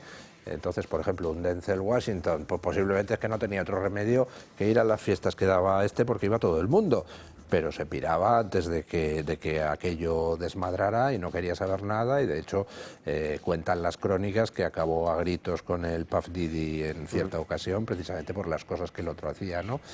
Es complicado, en un mundo donde todo el mundo asiste a esas fiestas terribles, quien se quiera salir de eso sabe que no va a trabajar más en su vida, ¿no? En este caso es difícil, evidentemente, pero el problema de hoy en día es que a lo mejor lo hemos normalizado, que estas cosas ocurran, porque que en el caso supuestamente de ese Washington, por supuesto, llamamos X, una persona que está metida en el mundo de Hollywood, quiere avanzar puestos, quiere dejarse hacer, por ejemplo, por así decirlo, en este mundillo, claro, que él no participe, pues ya es bastante, pero que él sea consciente y conocedor de lo que está ocurriendo. Lo sabían todos. Claro, pero es lo que refiero, y una cosa es el dejarse hacer y otra cosa por supuesto, es llegar pero es lo que me refiero, que tampoco hay que que eximir de culpa a esta persona, a la persona X que sí que conoce esto y no lo denuncia. O sea, es que yo creo que ese es el problema, que normalizamos estas cosas y señalamos solo, evidentemente, la culpabilidad pesa en grande en Puff Diddy, pero todo el mundo que está alrededor yo creo que también debería asumir responsabilidades y decirlo. Claro que también estoy hablando más del plano filosófico de valores morales, por supuesto. Hombre, él solo desde luego no se montaría en esas fiestas. Morales no, Por eso digo, o ser una persona, vamos, decente. Jurídicos también, si y tú también sabes jurídicos. que se produce un delito, sí. la obligación jurídica es de denunciarlo. Si no lo denuncias, tú sabrás lo que haces. Ya, pero, hombre, no tienes la misma culpa que el delincuente. Por supuesto, pero alguna tienes, tú sabrás. El caso del presentador de la BBC que abusó durante años de más de 2.000 menores. Todo el mundo lo sabía, nadie denunció, todo el mundo se cayó hasta que el caso, después de muerto el presentador, salió a la luz. Pues sí, es lamentable y es asqueroso, pero es que en ciertos círculos eso es lo que se ha terminado instalado a lo largo de los años, ¿no? Eso es lo que yo quiero denunciar, que al final igual es un mundo de las ideas, pero a lo mejor tampoco no estamos rodeados de casos tan extremos, pero bueno, como valor, nunca. Pues claro, pero evidentemente, y las cosas que no sabes, pero como un valor social, nunca. Valor moral, incluso esa cierta parte jurídica, que haya silencio por ciertas personas, por una parte, a sabiendas de que esto está ocurriendo, a mí también la verdad es que me deja bastante sorprendido. ¿Quién tendría que haberlo denunciado? Los medios. ¿Cuál es el problema cuando a esas fiestas van también los periodistas que se supone que deberían? Sí, por eso, los editores de los medios. Que es un poco hasta qué punto ha llegado la sociedad y que ha tocado un poco fondo en este... Bueno, tendremos que seguir muy de cerca este caso para ver todas las novedades que van saliendo, sobre todo todos los detalles y también ver los nombres de los que puedan salir, aunque cuidado con esto porque con las listas de Epstein también salieron muchos nombres que luego se comprobó que no tenían nada que ver y que incluso nunca habían ido a esa isla. En fin, Gaby, ¿qué otra noticia nos traes por ahí? Pues vamos a ir un poco atrás en el tiempo, porque en diciembre de 2018 López Obrador asumió el poder en México y en esa toma de posesión pues estaba rodeada de símbolos, rituales y diferentes espíritus. De hecho, lo llamaron la purificación de López Obrador, que es de un libro de los brujos y cómo invocaban a todos diferentes espíritus. Pues bien, Claudia Sheinbaum ha tomado posesión y esto es lo que ha ocurrido.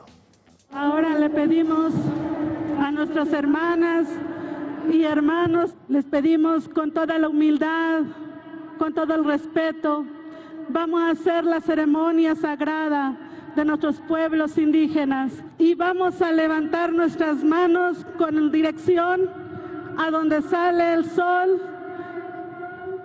al oriente, y levantamos nuestras manos. Invocamos a los nahuales. Bruja indígena es la que protagoniza este momento. Es un ritual de belleza y limpieza y purificación, mientras Claudia Sheinbaum pues levantaba los brazos para intentar fundirse con los diferentes espíritus. Claro, estamos viendo elementos de protección, de limpieza, elementos espirituales indígenas.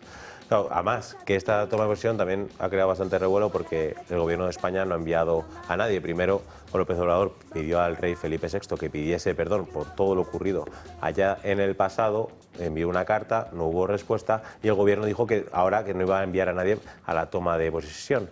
De hecho, esto es llamativo porque el gobierno no ha enviado a nadie, pero por un lado una parte de Sumar sí que estaba a favor y quien ha aparecido a la escena, Irene Montero. Por supuesto, yo creo que cuando a alguien no se le da voz en cierto círculo la tiene que buscar fuera, pues es lo que ha hecho, y en redes sociales ha estado bastante activa, como ponía la emoción a flor de piel en este día histórico para el pueblo de México, que ha elegido a su primera mujer presidente. Gracias por dejarnos acompañarles, tenemos todo que aprender de su cuarta transformación, son un referente democrático para toda la humanidad.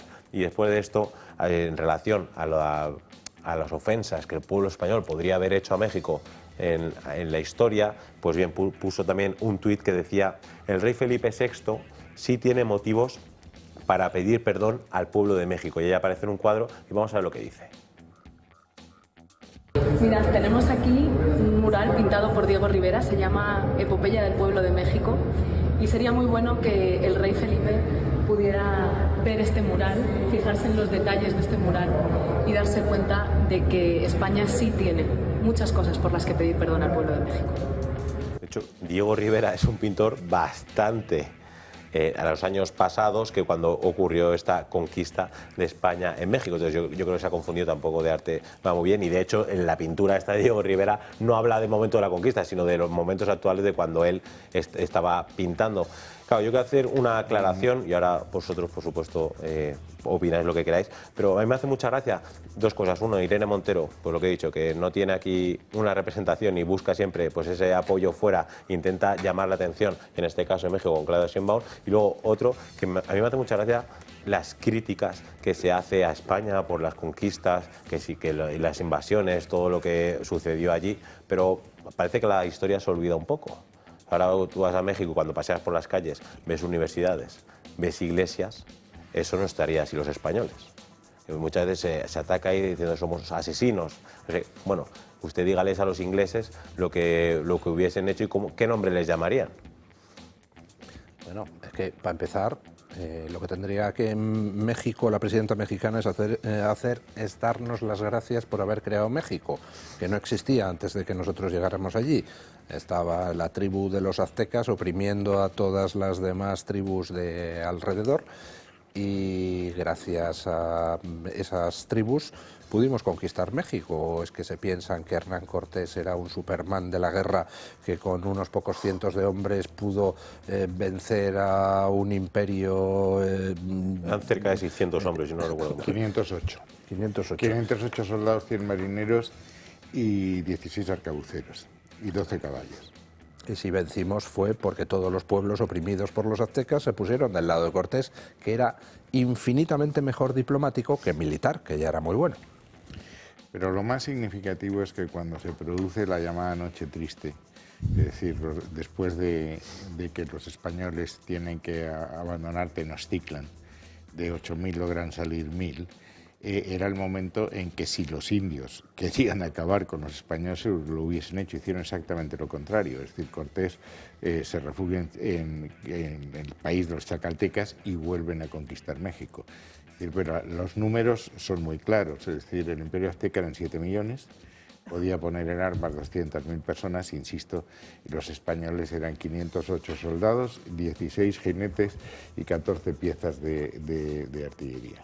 Y efectivamente el primer mexicano es Martín Cortés, el hijo de Cortés y Malinche, al que por cierto favorece respecto a su segundo hijo que tiene con una noble española que se llama Ramírez de Arellano. Es decir, México existe por España, es decir, como España nace, cobra conciencia de su individualidad con Roma, y a nadie se nos ocurre ahora pedirle cuentas a Roma por lo que pasó en Numancia. Al revés, gracias a Dios ganaron los romanos, porque si no seguiríamos siendo con nobiliato, ¿no?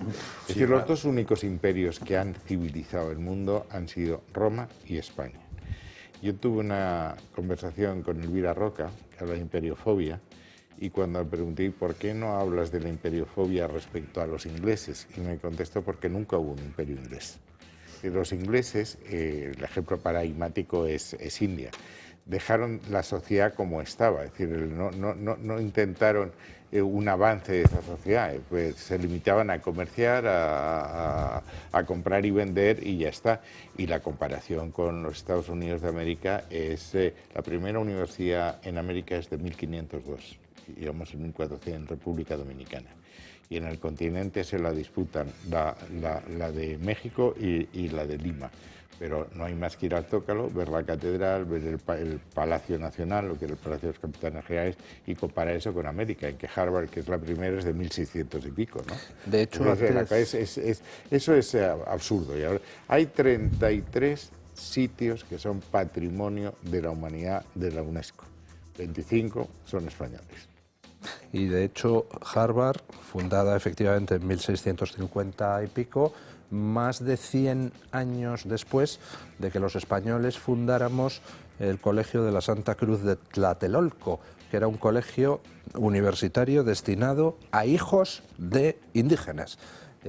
Por supuesto, Harvard no estaba destinado a hijos de indígenas, y mientras los ingleses se dedicaban a ofrecer $100 por cada caballera india, nosotros nos dedicábamos a, pues por ejemplo, construir ciudades, construir universidades y hospitales. No, y los derechos, perdona, los derechos lingüísticos, es decir, el náhuatl se conserva gracias a los españoles, eso es el Código Florentino. Y en materia de derechos sociales, la Escuela de Salamanca de Derecho Internacional es la primera que establece unas reglas de respeto a lo que entonces no se conocían como derechos humanos, a las libertades básicas. Y el procurador nombrado por Carlos V, me parece, en la Junta de Valladolid, yo creo que era de 1550, fue Bartolomé de las Casas. Es decir, ignorar esto es completamente absurdo. De hecho, México es un país mestizo y en Estados Unidos, en las 13 colonias, no quedó un indio. Ni yo recuerdo que nadie en Harvard ni en ningún sitio hiciese algo por conservar los dialectos, ¿no? En un sitio acabaron extinguidos y en el otro sitio están ahí. No, pero simplemente un comentario al margen. La plaza esta, lo que había detrás no era el antiguo monasterio de Guadalupe. En Tlatelolco no. En Tlatelolco lo que es una iglesia virreinal del 16. Está la Secretaría de Relaciones Exteriores, que hay una placa muy bonita en que dice: en este lugar Tlatelolco, defendido por Cuauhtémoc, cayó en manos de Hernán Cortés. Dice, no fue ni un triunfo ni una derrota. Fue el momento del nacimiento de ese pueblo mestizo que hoy es México. Y no hay más que has estado ahí tú. Hombre, claro. Yo no. Yo lo primero que he hecho toda mi vida cuando iba a México, siendo eurodiputado, es irme al Hospital de Jesús y poner un ramo de flores a Hernán Cortés con gran estupefacción de Pero de el los segundo feligreses. comentario rápido es que esa invocación a la cosa histórica, menos mal que no invocaron a los aztecas y empezaron a cortarles a todos el corazón, porque tenía la misma legitimidad histórica. No, fue una guerra civil. Es decir, no, digo, pero la ministra, la y presidenta Cortés ahora, lo que evita cuando se llega a Tenochtitlan es que los zacaltecas, los totonecas, etcétera, se carguen a todos los aztecas, que era lo que les pedía. Sí, porque se las veían. Pero aquí lo que ha habido es Aquí tenemos que un dejar funcionamiento estas... de la diplomacia española absolutamente incomprensible. Desde luego. Una carta de 1519, eso se arregla, se le explica a estos señores, a López Obrador en aquel caso, que el rey no puede tomar postura en política internacional, tiene que tomar el gobierno. Y luego se toma unos cuantos tequilas con el ministro de turno y eso se arregla, no se hace un manifiesto que los cabrea más y tal. Porque, claro, No sé si lo dice por experiencia. En fin, Gaby, Sí, gracias claro, por claro. estas crónicas de Manicomio. Nos vemos yo he tomado mañana mucho con más tequila asuntos. para arreglar problemas diplomáticos en México, ¿eh? En fin, hablemos del caso Koldo, porque la investigación prosigue. La semana pasada declaró ante el juez uno de los testigos sobre cómo se producía esa compra de mascarillas en la pandemia. Atención a lo que aseguró ante el magistrado, que había una comisión en la que se informaba directamente al presidente del gobierno. Había una comisión que se reunía con el presidente del gobierno y que seguían la crisis, ¿no? Estábamos en un estado de alarma, que es un estado muy excepcional. El ministro me indicó que teníamos que hacer una compra de mascarillas para el sector del transporte. Le indicó quién tenía que hacer la compra dentro de los organismos dependientes. Y le propusimos al ministro que fuera a Puertos del Estado, y al ministro le pareció bien. Y, inicialmente yo preparé una orden nosotros preparamos una orden de 4 millones, que eran las necesidades para 15 días. Y el ministro llegó a firmar esa orden. Sí. Y se cambió a 8 millones. Y entonces a mí me lo transmitió Koldo, que la decisión final era comprar por 8 millones. Esto es lo que aseguraba el que había sido subsecretario de Transportes. Y atención, porque hay una noticia de última hora de la que está informando en estos momentos el diario El Confidencial, porque ha desaparecido la página web en la que Begoña Gómez ofrecía el software después de ese aval de la audiencia para investigarlas. Esa página web, como decimos, ha sido desactivada. Ese supuesto borrado se ha producido días después de que la Audiencia Provincial de Madrid remitiese al juez que lo está investigando, a Juan Carlos Peinado, una querella en la que se pide investigar nuevos delitos a la mujer de Pedro Sánchez. Y lo que han pedido las acusaciones populares es, se han solicitado al juez que abra una pieza para investigar este borrado, y alertan de que podría tratarse de un intento de eliminar pruebas que pudieran ser de especial interés en las presentes diligencias. Se está informando ya de esta última hora el diario El Confidencial, después de que esta misma mañana contara, por cierto, cómo la U encontró la semana pasada para poder recabar más archivos de las adjudicaciones al empresario Barrabés. Luis.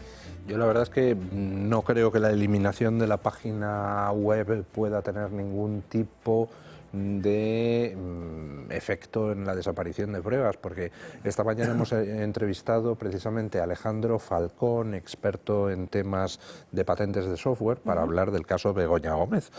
Y es que es un caso extraordinariamente claro y muy simple. Esta señora tenía una cátedra que dependía de la Complutense. Esa cátedra desarrolla un software. ¿Quién es el dueño de ese software? La Complutense. Además, hay una oficina de transferencia tecnológica que es la que en todo caso debería autorizar que ese software pueda ser explotado por una empresa externa. Y las leyes son muy claras. Yo estoy contratado en una empresa o pertenezco a un organismo, desarrollo algo, yo soy simplemente el autor moral, pero los derechos económicos son los de quien me contrata, salvo que haya un pacto en contrario, es decir, que hubiera un contrato entre Begoña Gómez y la Complutense en el que la Complutense le estuviera cediendo la explotación del software. Ese contrato no existe. De hecho, la Complutense dice que no tiene noticias de esa empresa con la que Begoña Gómez ha registrado el software. Por tanto, Begoña Gómez ha registrado un software que no le pertenece porque le pertenecía a la Complutense. Y si eso es así, y si no es capaz de exhibir un contrato entre las partes donde le estén cediendo el software, quiere decir que Begoña habría cometido un delito de apropiación indebida de un activo que pertenece a la Complutense. Y es que es un caso de libro, vamos. Y se supone que la página web no se ha borrado sola. ¿Estáis de acuerdo en que no se ha borrado sola? Bueno, eso desde luego. ¿Y el Confidencial también piensa eso? ¿Que no se ha borrado sola?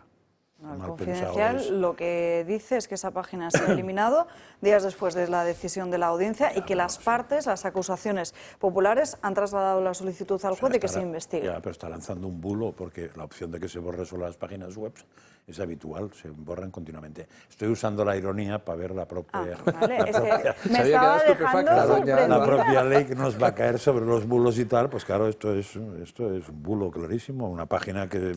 Porque hay que suponer que la borraba alguien, cuando las cosas caen, ¿no? Se borran, se van, se pierden papeles, ¿no? Margallo. No, yo estoy de acuerdo en que me parece que es irrelevante que hayan borrado la página web. Supongo que las defensas han hecho una copia de eso, pero los hechos son, como ha dicho Luis del Pino, oiga, es un activo que es propiedad de la Complutense, que se registra a nombre de una empresa de la señora Begoña Díaz, que la explota. Eso se llama en el Código Penal apropiación indebida. Si eso es así, pues es lo que hay, ¿no? Pero están haciendo cosas muy raras. El otro día...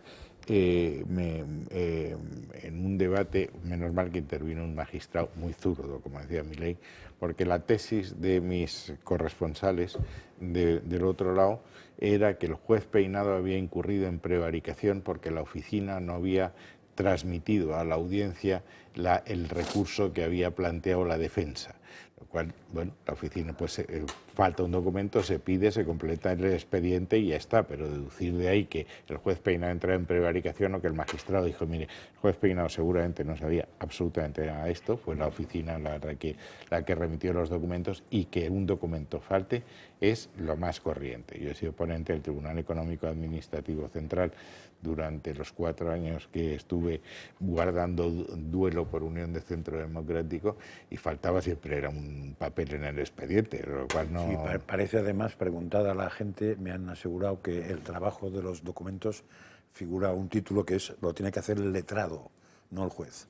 O sea, es la responsabilidad del letrado que no tiene el que hace esas para cosas, eso. no los jueces. Con lo cual, en todo caso, Pero si habría falta que un papel, que además es un del recurso de apelación de la defensa. Fíjate si es fácil que la defensa lo aporte.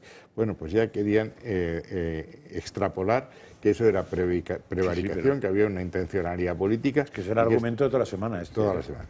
Y de Begoña Gómez saltamos al hermano de Pedro Sánchez. Vamos a ver cuáles son las novedades en este caso.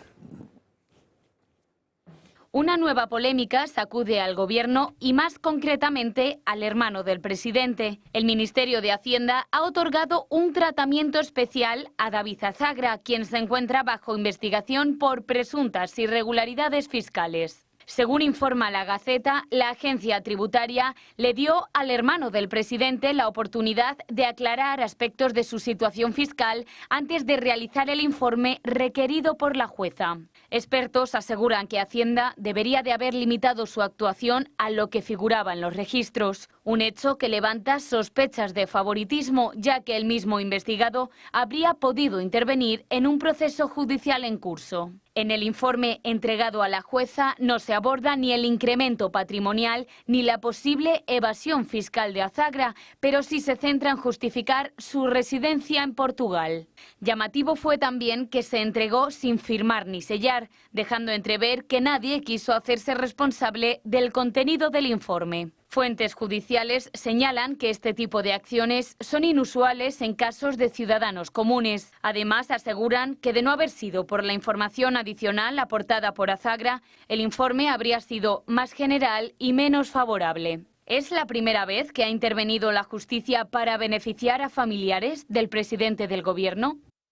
Y les contamos más novedades porque ya saben que la pareja de Isabel Díaz Ayuso demandó a todos aquellos miembros del Gobierno que habían vertido ciertas acusaciones sobre su persona. En el día de ayer estaba previsto un acto de conciliación para que la cosa no llegara más, pero María Jesús Montero ni se presentó. A María Jesús Montero le salen cara sus palabras. Que evidentemente requiere que la presidenta de la Comunidad de Madrid dé explicaciones respecto a si efectivamente, como se ha publicado en los medios de comunicación, está viviendo en un piso que se pagó con fraude a la hacienda pública. Y ahora va a ser demandada ante el Supremo por la pareja de Ayuso, Alberto González Amador, por vulnerar su derecho al honor. Este miércoles la de Hacienda se ha negado a acudir al acto de conciliación que tenía en los juzgados. Tampoco ha acudido ninguno de sus representantes y por ello el empresario le pide ahora a la ministra que le indemnice con 40.000 euros. En la venencia se ofrecía que ambas partes llegaran a un acuerdo para evitar precisamente esta demanda. La también vicepresidenta primera del Gobierno acusó a Isabel Díaz Ayuso de estar viviendo en un piso que presuntamente se habría pagado con dinero procedente de un fraude fiscal. Desde entonces, la defensa de González Amador anunció varias querellas contra la ministra por intromisión al honor y por revelación de secretos tras conocerse algunos de sus datos fiscales. En paralelo, también interpuso otra contra el fiscal general del Estado por la nota difundida con el aval de Álvaro García Ortiz sobre el pacto alcanzado con Hacienda, mediante el cual reconocía la autoría de dos delitos fiscales. Hace unos días, de hecho, la Fiscalía del Supremo se oponía a imputar al jefe del Ministerio Público por un delito de revelación de secretos. Estamos de vuelta a 1:30, como todos los jueves. Hasta ahora nos acompaña ya en esta mesa Eduardo Morán, pero hoy con una cara mucho más alegre porque estamos de celebración. Cumplís 35 añazos, que se dice pronto. Buenas tardes. Muy buenas tardes. Pues sí, la verdad que es una alegría. Somos como ya os hemos contado muchísimas veces, somos una empresa, unas ópticas familiares. Estamos 10 personas que somos familia, como digo yo, prácticamente. Muchos llevan muchísimos años juntos. Y la verdad es que siempre hemos tenido el mismo enfoque, ¿eh? O sea, mira que a 35 pues han pasado muchas estas. Queríamos eso, o sea, ser el que acompaña visualmente a lo largo de todo el proceso que es la vida, y visualmente y auditivamente, ¿no? Entonces, yo creo que más o menos lo hemos conseguido. Ya hay cambio generacional, gracias a Dios, que decir que queremos estar otros tantos años más. Y es eso, o sea, la gente sigue viniendo a los establecimientos porque les intentamos inculcar que hay que revisarse tanto la audición como la vista, pues hay que poner en el calendario casi todos los años, ¿eh? Y eso es muy, muy importante. Y nada, pues a ver, la fiesta la vamos a hacer el jueves que viene, el día 10, por la tarde, que todos están invitados, todos los del club de amigos, que tenemos muchos que ya vienen. Pues nos brindaremos con un cavita, con bombones y con alguna cosita, que de 5:30 a 8:30 dejamos de trabajar y lo festejamos y hacemos fiesta con todo el que quiera acompañarnos en la óptica de Lope de Hoyos, en el 128 de aquí de Madrid. Decías que hay un relevo generacional y eso es muy importante porque eso también traslada que al final tenéis una clientela que es fiel y que repite. Bueno, en estas cosas es como si fuera el médico de familia, que si algo te gusta, desde luego no cambias. Tengo ya, por eso cuando empiezas a hablar de tiempo, tengo abuelos de ahora que han sido niños cuando yo les veía ya por primera vez, luego han sido padres y ahora son abuelos. Realmente, y toda la familia, o sea, es gratificante. De hecho, ahora, pues cuando hemos hecho los mensajes para que vayan viniendo a la fiesta, ves el grupo de familiares que tengo y tenemos muchísimo. Pero es un poco lo que hemos querido hacer y lo que hemos querido tratar. O sea, que intentar inculcar que la salud visual y auditiva hay que cuidarla para llegar lo menos deteriorados a cuando vayamos siendo mayores, y eso es importante. Y nada, pues que estamos encantados y hoy vamos a decirlo y utilizar estas píldoras que decíamos todas las semanas para festejarlo y a todo el que quiera pasar, de verdad, el día 10, que es el jueves que viene, por si no puedo venir, estamos encantados estaremos de fiesta toda la tarde. Bueno, si no puedes venir el jueves que viene sabremos que es porque estás preparando toda la fiesta, que les recuerdo, día 10 de octubre de 5:30 a 8:30 de la tarde en esta óptica de López de Hoyos 128, y también, por cierto, promociones especiales para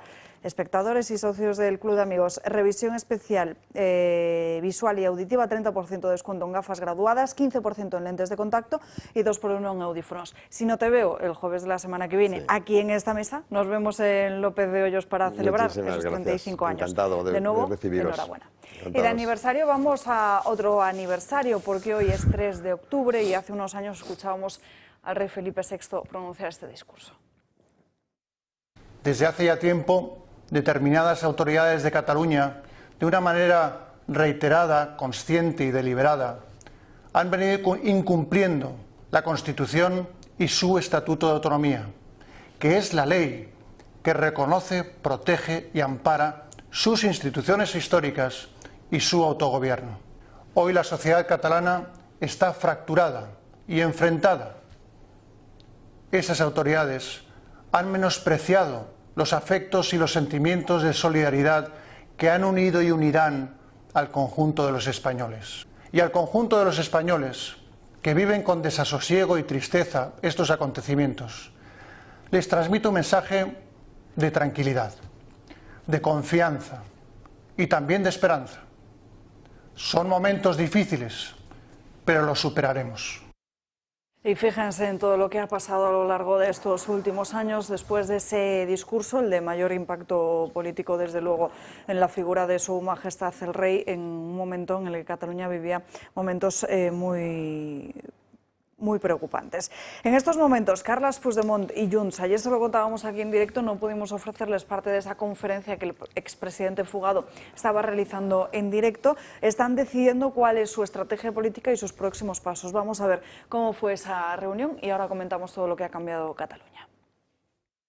La estabilidad de Sánchez depende de lo que se diga tanto en Waterloo como en Barcelona. Los de Junts han viajado hasta la que viene siendo residencia del prófugo Puigdemont desde hace 7 años, todo para definir la hoja de ruta a seguir por parte del grupo, tanto en la Cámara catalana como en la Moncloa. Puigdemont, que ha agradecido a los suyos el plan de fuga del pasado agosto, acusa a ella de querer desnacionalizar Catalunya. Per això han omplert el seu govern de càrrecs provinents d'aquesta ideologia, on la matriu i la influència de la societat civil catalana és notòria. Per això, una de les primeres decisions del president Illa va ser anar a fer el besamans al rei espanyol, que demà farà 7 anys que va adreçar un discurs infame. Y afirma rotundo que la debilidad de Sánchez es para ellos una oportunidad. El fet que el president Sánchez li passi el mateix, que a més no en sigui conscient, perquè a vegades fa l'efecte que pensa que governa amb majoria absoluta, doncs també és encara una oportunitat més gran, perquè hi tenim una gran responsabilitat nosaltres, a Madrid.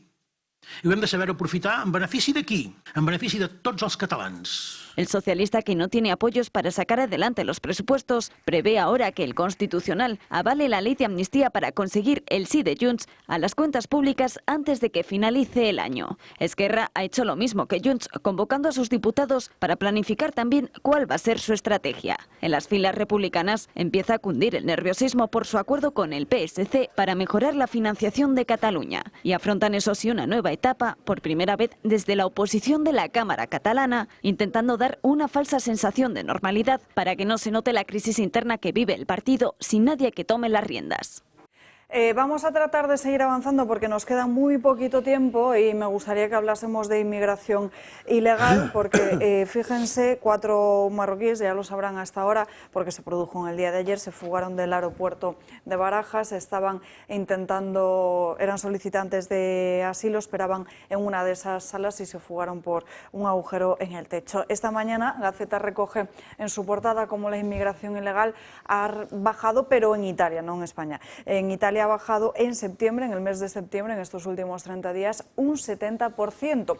Ya si son espectadores de este programa de forma diaria, el otro día ya nos contaba aquí Rubén Pulido cómo, consecuencia de esa bajada de la inmigración ilegal en Italia, esa ruta se había activado hacia Baleares, que estaba próxima a convertirse en el nuevo polvorín de la inmigración ilegal. Mientras tanto, aquí seguimos sufriendo las consecuencias de esa inmigración ilegal y de la delincuencia. De hecho, esta misma mañana Santiago Abascal, el presidente de Vox, reaccionaba a una de las noticias, una de las tragedias que había sucedido en Barcelona en estas últimas horas, cuando se logró detener por tentativa de homicidio 2 ladrones magrebíes que intentaron tirar desde un puente a una víctima en Barcelona. El presidente de Vox aseguraba que nuestras calles eran tranquilas y que ahora tenemos noticias como esta a diario. 2 salvajes magrebíes que agreden a una turista para robarle y, como no les parecía poco, lo intentan también desde un puente de 15 metros. Detención y deportación inmediata porque, asegura el presidente de Vox, la seguridad es una prioridad. Francas. Sí, bueno, estamos ante un tema que es continuo, o sea, cada día nos estamos metiendo en noticias de estas, vemos como distintos países, primero fue Grecia, después fue Italia, y Grecia por otro motivo, pero fueron bajando el nivel de inmigración. En España hay barra libre, y además lo que nos estamos enterando cada vez más es que no es una barra libre, diríamos, por desidia, o sea, no es porque el gobierno sea inútil, que lo es, sino porque el gobierno quiere que sea así. Y entonces ayer en El Gato salieron unas declaraciones que no había oído del responsable, que ahora es diputado, que era el responsable de eso, de esa cosa de Europa que tiene que pararnos la inmigración, que no me sale el nombre. Frontex. De Frontex, donde explica que la comisaria le dijo que su trabajo no era parar la inmigración, sino recibirlos, no sé cómo se dice alegremente o con cariño, ¿no? Entonces, claro, te vas dando cuenta que hay una serie de indicaciones para hacer de Europa no se sabe exactamente qué, pensado por una serie de gente que en vez de cerebro debe tener uñas en la cabeza, porque es que si no, no se entiende. O sea, yo no acabo de entender qué ventaja tiene hacerme daño a mí mismo y a los que tengo alrededor. No acabo de entender. Es una cosa que no me han educado para eso. No, Luis. El tema de la inmigración, bueno, nos podemos tirar aquí hablando días nosotros, pero al final lo que la gente percibe es lo que vive. Y la gente lo que vive es que tenemos una avalancha migratoria que está acabando con la seguridad en los barrios, que nos está costando una pasta, y podemos decir a favor o en contra de la inmigración lo que queramos los periodistas, que eso no va a cambiar la percepción de la gente. En el CIS ya salía la inmigración como principal problema de los españoles. Toda Europa está haciendo la marcha atrás. Alemania ha implantado controles en frontera. Hungría y Holanda han dicho que quieren salirse del esquema de reparto de inmigrantes decidido por la Unión Europea. En Francia, el nuevo primer ministro nombrado por Macron está diciendo que va a exigir más mano dura a la Unión Europea.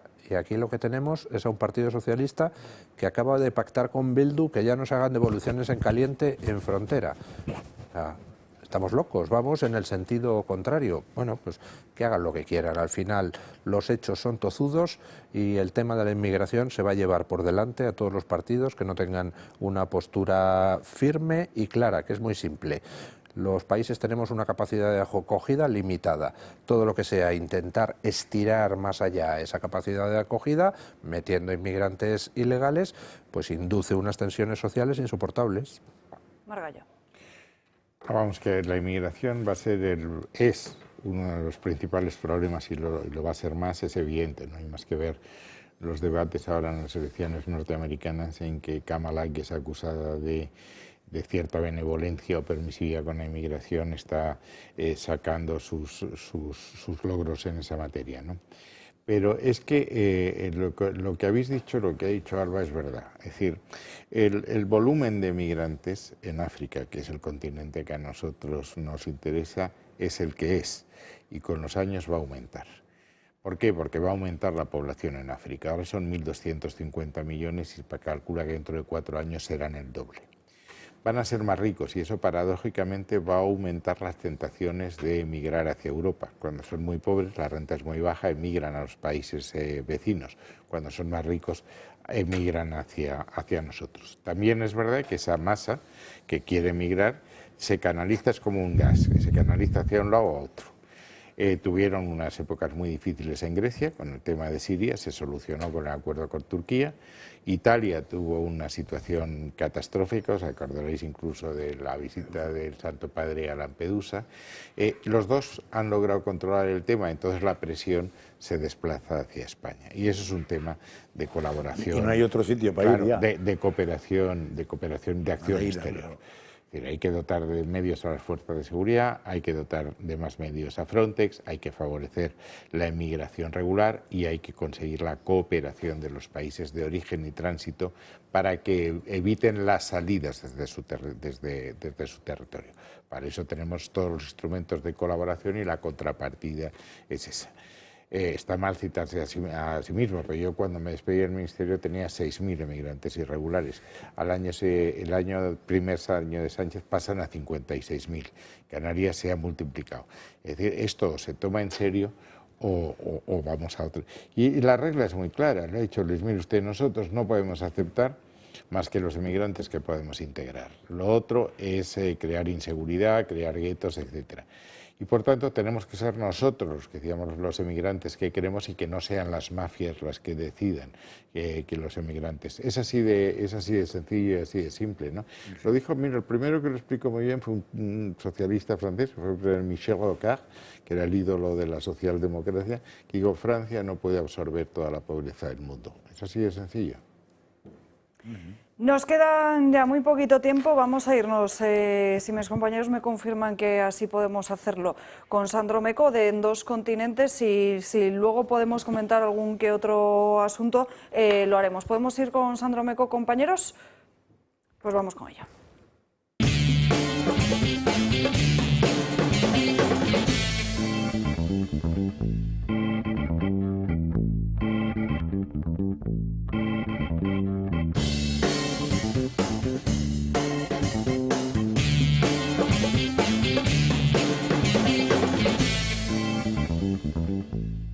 Pues sí, ya estoy aquí. Están pasando unas cuestiones bastante curiosas con respecto al último, o el que parece que va a ser, el último debate en la carrera presidencial de 2024. En el momento de ver este debate, a mí me parecía bastante evidente que el ganador del mismo fue J.D. Vance. Sin embargo, hay bastantes discrepancias, porque todas las encuestas dan prácticamente un empate técnico a ambos candidatos. Bien, los números pueden estar ahí, pero luego hay otra cuestión que es importante analizar. Las sensaciones. Y es que las sensaciones son muy distintas, depende del candidato que hablemos. Me habéis visto hacer esto. Estaba hablando de conocer a la gente donde hay tiradores, y tengo que ser más específico con ello. Pero es que siento mucha pasión por esto. Para mi mujer y yo, al ser profesores, al ser padres, es algo personal. Me hice muy amigo de los estudiantes de Parkland y de los padres en Sandy Hook, a los que les doy las gracias por el cambio profundo que he sentido en este tema.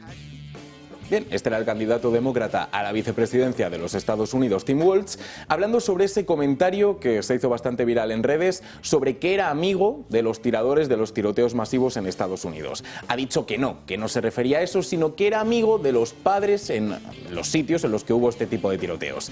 Y que quizá tenía que ser un poquito más específico con el lenguaje. Tim, sí, Estoy totalmente de acuerdo, tienes que ser mucho más específico con el lenguaje. Bien, pues mientras tenemos a un Tim Walz que se está justificando constantemente, por otro lado tenemos a un J.D. Vance que no es solo que esté contento, sino que además tiene este sentimiento con respecto a su oponente. Por supuesto tuvimos un debate anoche, el debate vicepresidencial. Creo que fue bastante bien. Tengo que ser honesto, me siento un poco mal por el gobernador Walz. Y la razón es porque tiene que defender lo indefendible, es decir, la experiencia económica de Kamala Harris.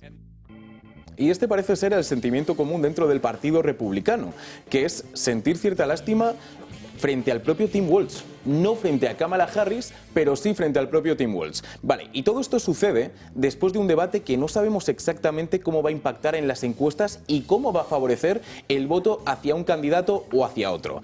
Y Donald Trump ha recibido dos señales hoy que por un lado pueden conseguir menos votos para su carrera y por otro todo lo contrario. Pero es que la primera, la que hablamos de los menos votos, viene directamente desde casa, porque Melania Trump está a punto de sacar un libro biográfico. Y una de las declaraciones que supuestamente dice en ese libro es esta, la que están a punto de ver. Unas declaraciones en las que defiende el aborto. Se pregunta que por qué debería ser alguien que no sea la propia mujer la que tenga el poder para determinar qué hacer con su propio cuerpo. El derecho fundamental o libertad individual de una mujer para con su propia vida le garantiza la autoridad para acabar con su embarazo si lo desea. Restringir el derecho de elección con la mujer con respecto a terminar el embarazo no deseado es lo mismo que negar el control sobre su propio cuerpo. Y esto, además, en quizá el tema que puede ser el talón de Aquiles con respecto a Donald Trump, porque ya está teniendo muchas críticas por esa constante afirmación en la que asegura que no firmaría una prohibición federal al aborto. Bien, esto por un lado. Pero, ¿qué dirían si les dijera que hay una serie de votantes estadounidenses que odian absolutamente a Donald Trump y que sin embargo están dispuestos a votarle? Yo no soy fan de Trump. Creo que es un narcisista, ególatra, cruel y no me gusta cómo trata a la gente. Sin embargo, tengo un familiar que me contó cómo había elegido a su cirujano.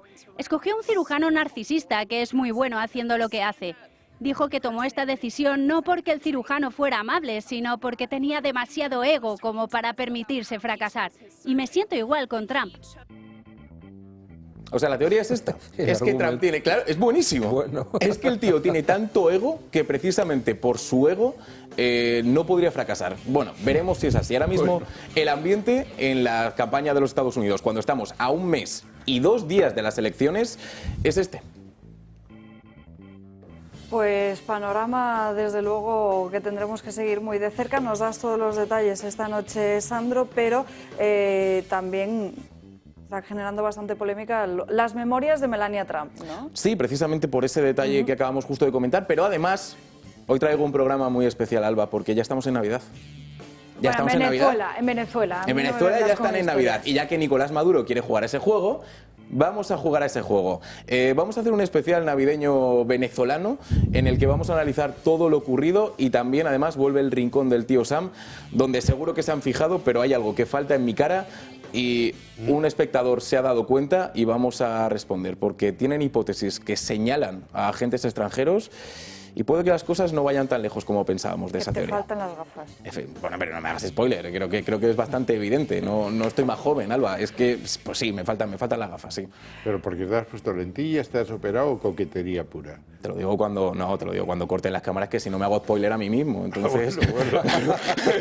Hay que ver esta noche en 2 continentes, por cierto. Es noticia de última hora, que es precisamente lo que estaba fijándome, porque Alberto Núñez Feijóo ha publicado, pues hace 1 minuto exactamente, un tuit en el que denuncia que diputadas y diferentes senadoras del PP han recibido cartas con amenazas e insultos. De hecho, tanto Ana Vázquez como Noelia Núñez han sido 2 de las dirigentes políticas del PP que lo han publicado a través de sus cuentas sociales.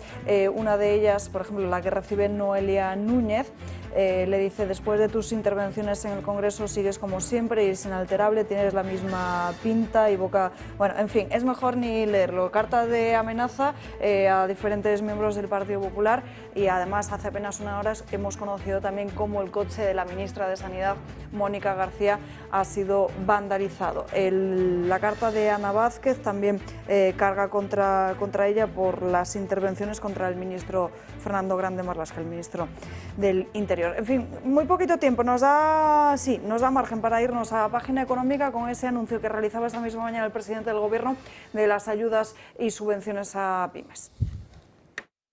Que es importante el anuncio que vamos a hacer hoy de destinar nada más y nada menos que 4.500 millones de euros en subvenciones y cerca de 50.000 millones de euros en préstamos instrumentos financieros del plan de recuperación a nuestras pequeñas y medianas empresas. Y esa misma mañana además leíamos en portada de Objective, también enmarcado como hemos empezado el programa de hoy, como 1 de cada 4 puestos de trabajo que se creó en el último año fue dentro del sector público. Francas, sí, esto lo he visto. Que tú has estado hablando de ello también estos días. Yo esta mañana quería hablar de esto y de los datos porque hay análisis hoy en la prensa sobre el tema del paro. Pero te ha hecho cambiar de opinión. Muy interesante. No, me ha hecho cambiar cuando me llegó de un amigo mío la información esta del decreto maldito este, que como vi que no se hablaba, digo, pues hay que traerlo porque la gente no sabe que nos están a punto de meter el gran hermano hasta si vieras el gato al agua, lo sabrías, que estos días lo han estado... Sí, pero es que yo he buscado esta mañana y ayer, cuando me llegó esto, he ido buscando información en televisiones y medios escritos y no sale. Si vas al fondo, si buscas por Google, sí sale que se ha hablado de eso hace tiempo, pero ahora mismo es un tema que yo no encontré nada de ayer y hoy, y eso me preocupó, porque me venían cosas del gremio que está muy preocupado, y en cambio la ciudadanía no. Pero tenía temas de esos porque, claro, lo que se está demostrando es que todas las cifras, tanto del paro como las cifras macroeconómicas del gobierno español, son mentira. ¿Son engañosas? Sí, son engañosas porque están maquilladas. Por ejemplo, yo el otro día conté ya que los datos que ha dado el INE sobre el crecimiento, sobre el PIB, resulta que el INE reelabora el PIB de los últimos 3 años y Eurostat no acepta la reelaboración y mantiene lo que le había dicho el gobierno. Y ahí hay una diferencia de 20 y pico mil millones de euros en 3 años, o sea, cositas de esas. El tema del paro, pues vas a preguntar a Uso y te dice que de 3 millones nada, que estamos en 4, ¿no? Vas a otro sitio y te dice que claro, que los parados, esos discontinuos, los fijos discontinuos o discontinuamente parados, esos pueden llegar a 900.000, 800.000, 700.000, depende de quién no cuenta, pero esos los otros no los cuentan. Es decir, que nos están metiendo en una falsedad de cifras que la gente no sé si se las cree, los periodistas que cobran del PSOE todos se las creen y abundan, y en cambio cuando vas a la tienda pues te das cuenta que no funciona así. Porque no puedes comprar. Pero a ver el otro, digo, ya lo haré mañana, que vendrá José Ramón y así hacemos un tema económico en estéreo. Margallo, ¿dónde Luis? Vamos a ver, los datos son mejores. Tanto en crecimiento, es verdad que veníamos de muy abajo como en términos de empleo, pero la realidad se impone. Es decir, el crecimiento del Producto Interior Bruto se debe fundamentalmente al consumo público. Lo que es muy preocupante es que la inversión no crece y la inversión es el futuro y que el saldo comercial tampoco colabora al crecimiento del PIB porque las exportaciones están decreciendo. Y todo esto dependerá de lo que pase con Alemania y con Francia. Y luego el gran problema es el problema estructural, los 3 problemas capitales. En desempleo estamos en el 11,2, que es el doble, admitiendo las cifras del gobierno, el doble que tiene la media europea, que está en el 6. En productividad, en los 10 últimos años, la Unión Europea, que ha crecido muy poco comparado con nuestros competidores, con Estados Unidos y China, ha sido el 0,9.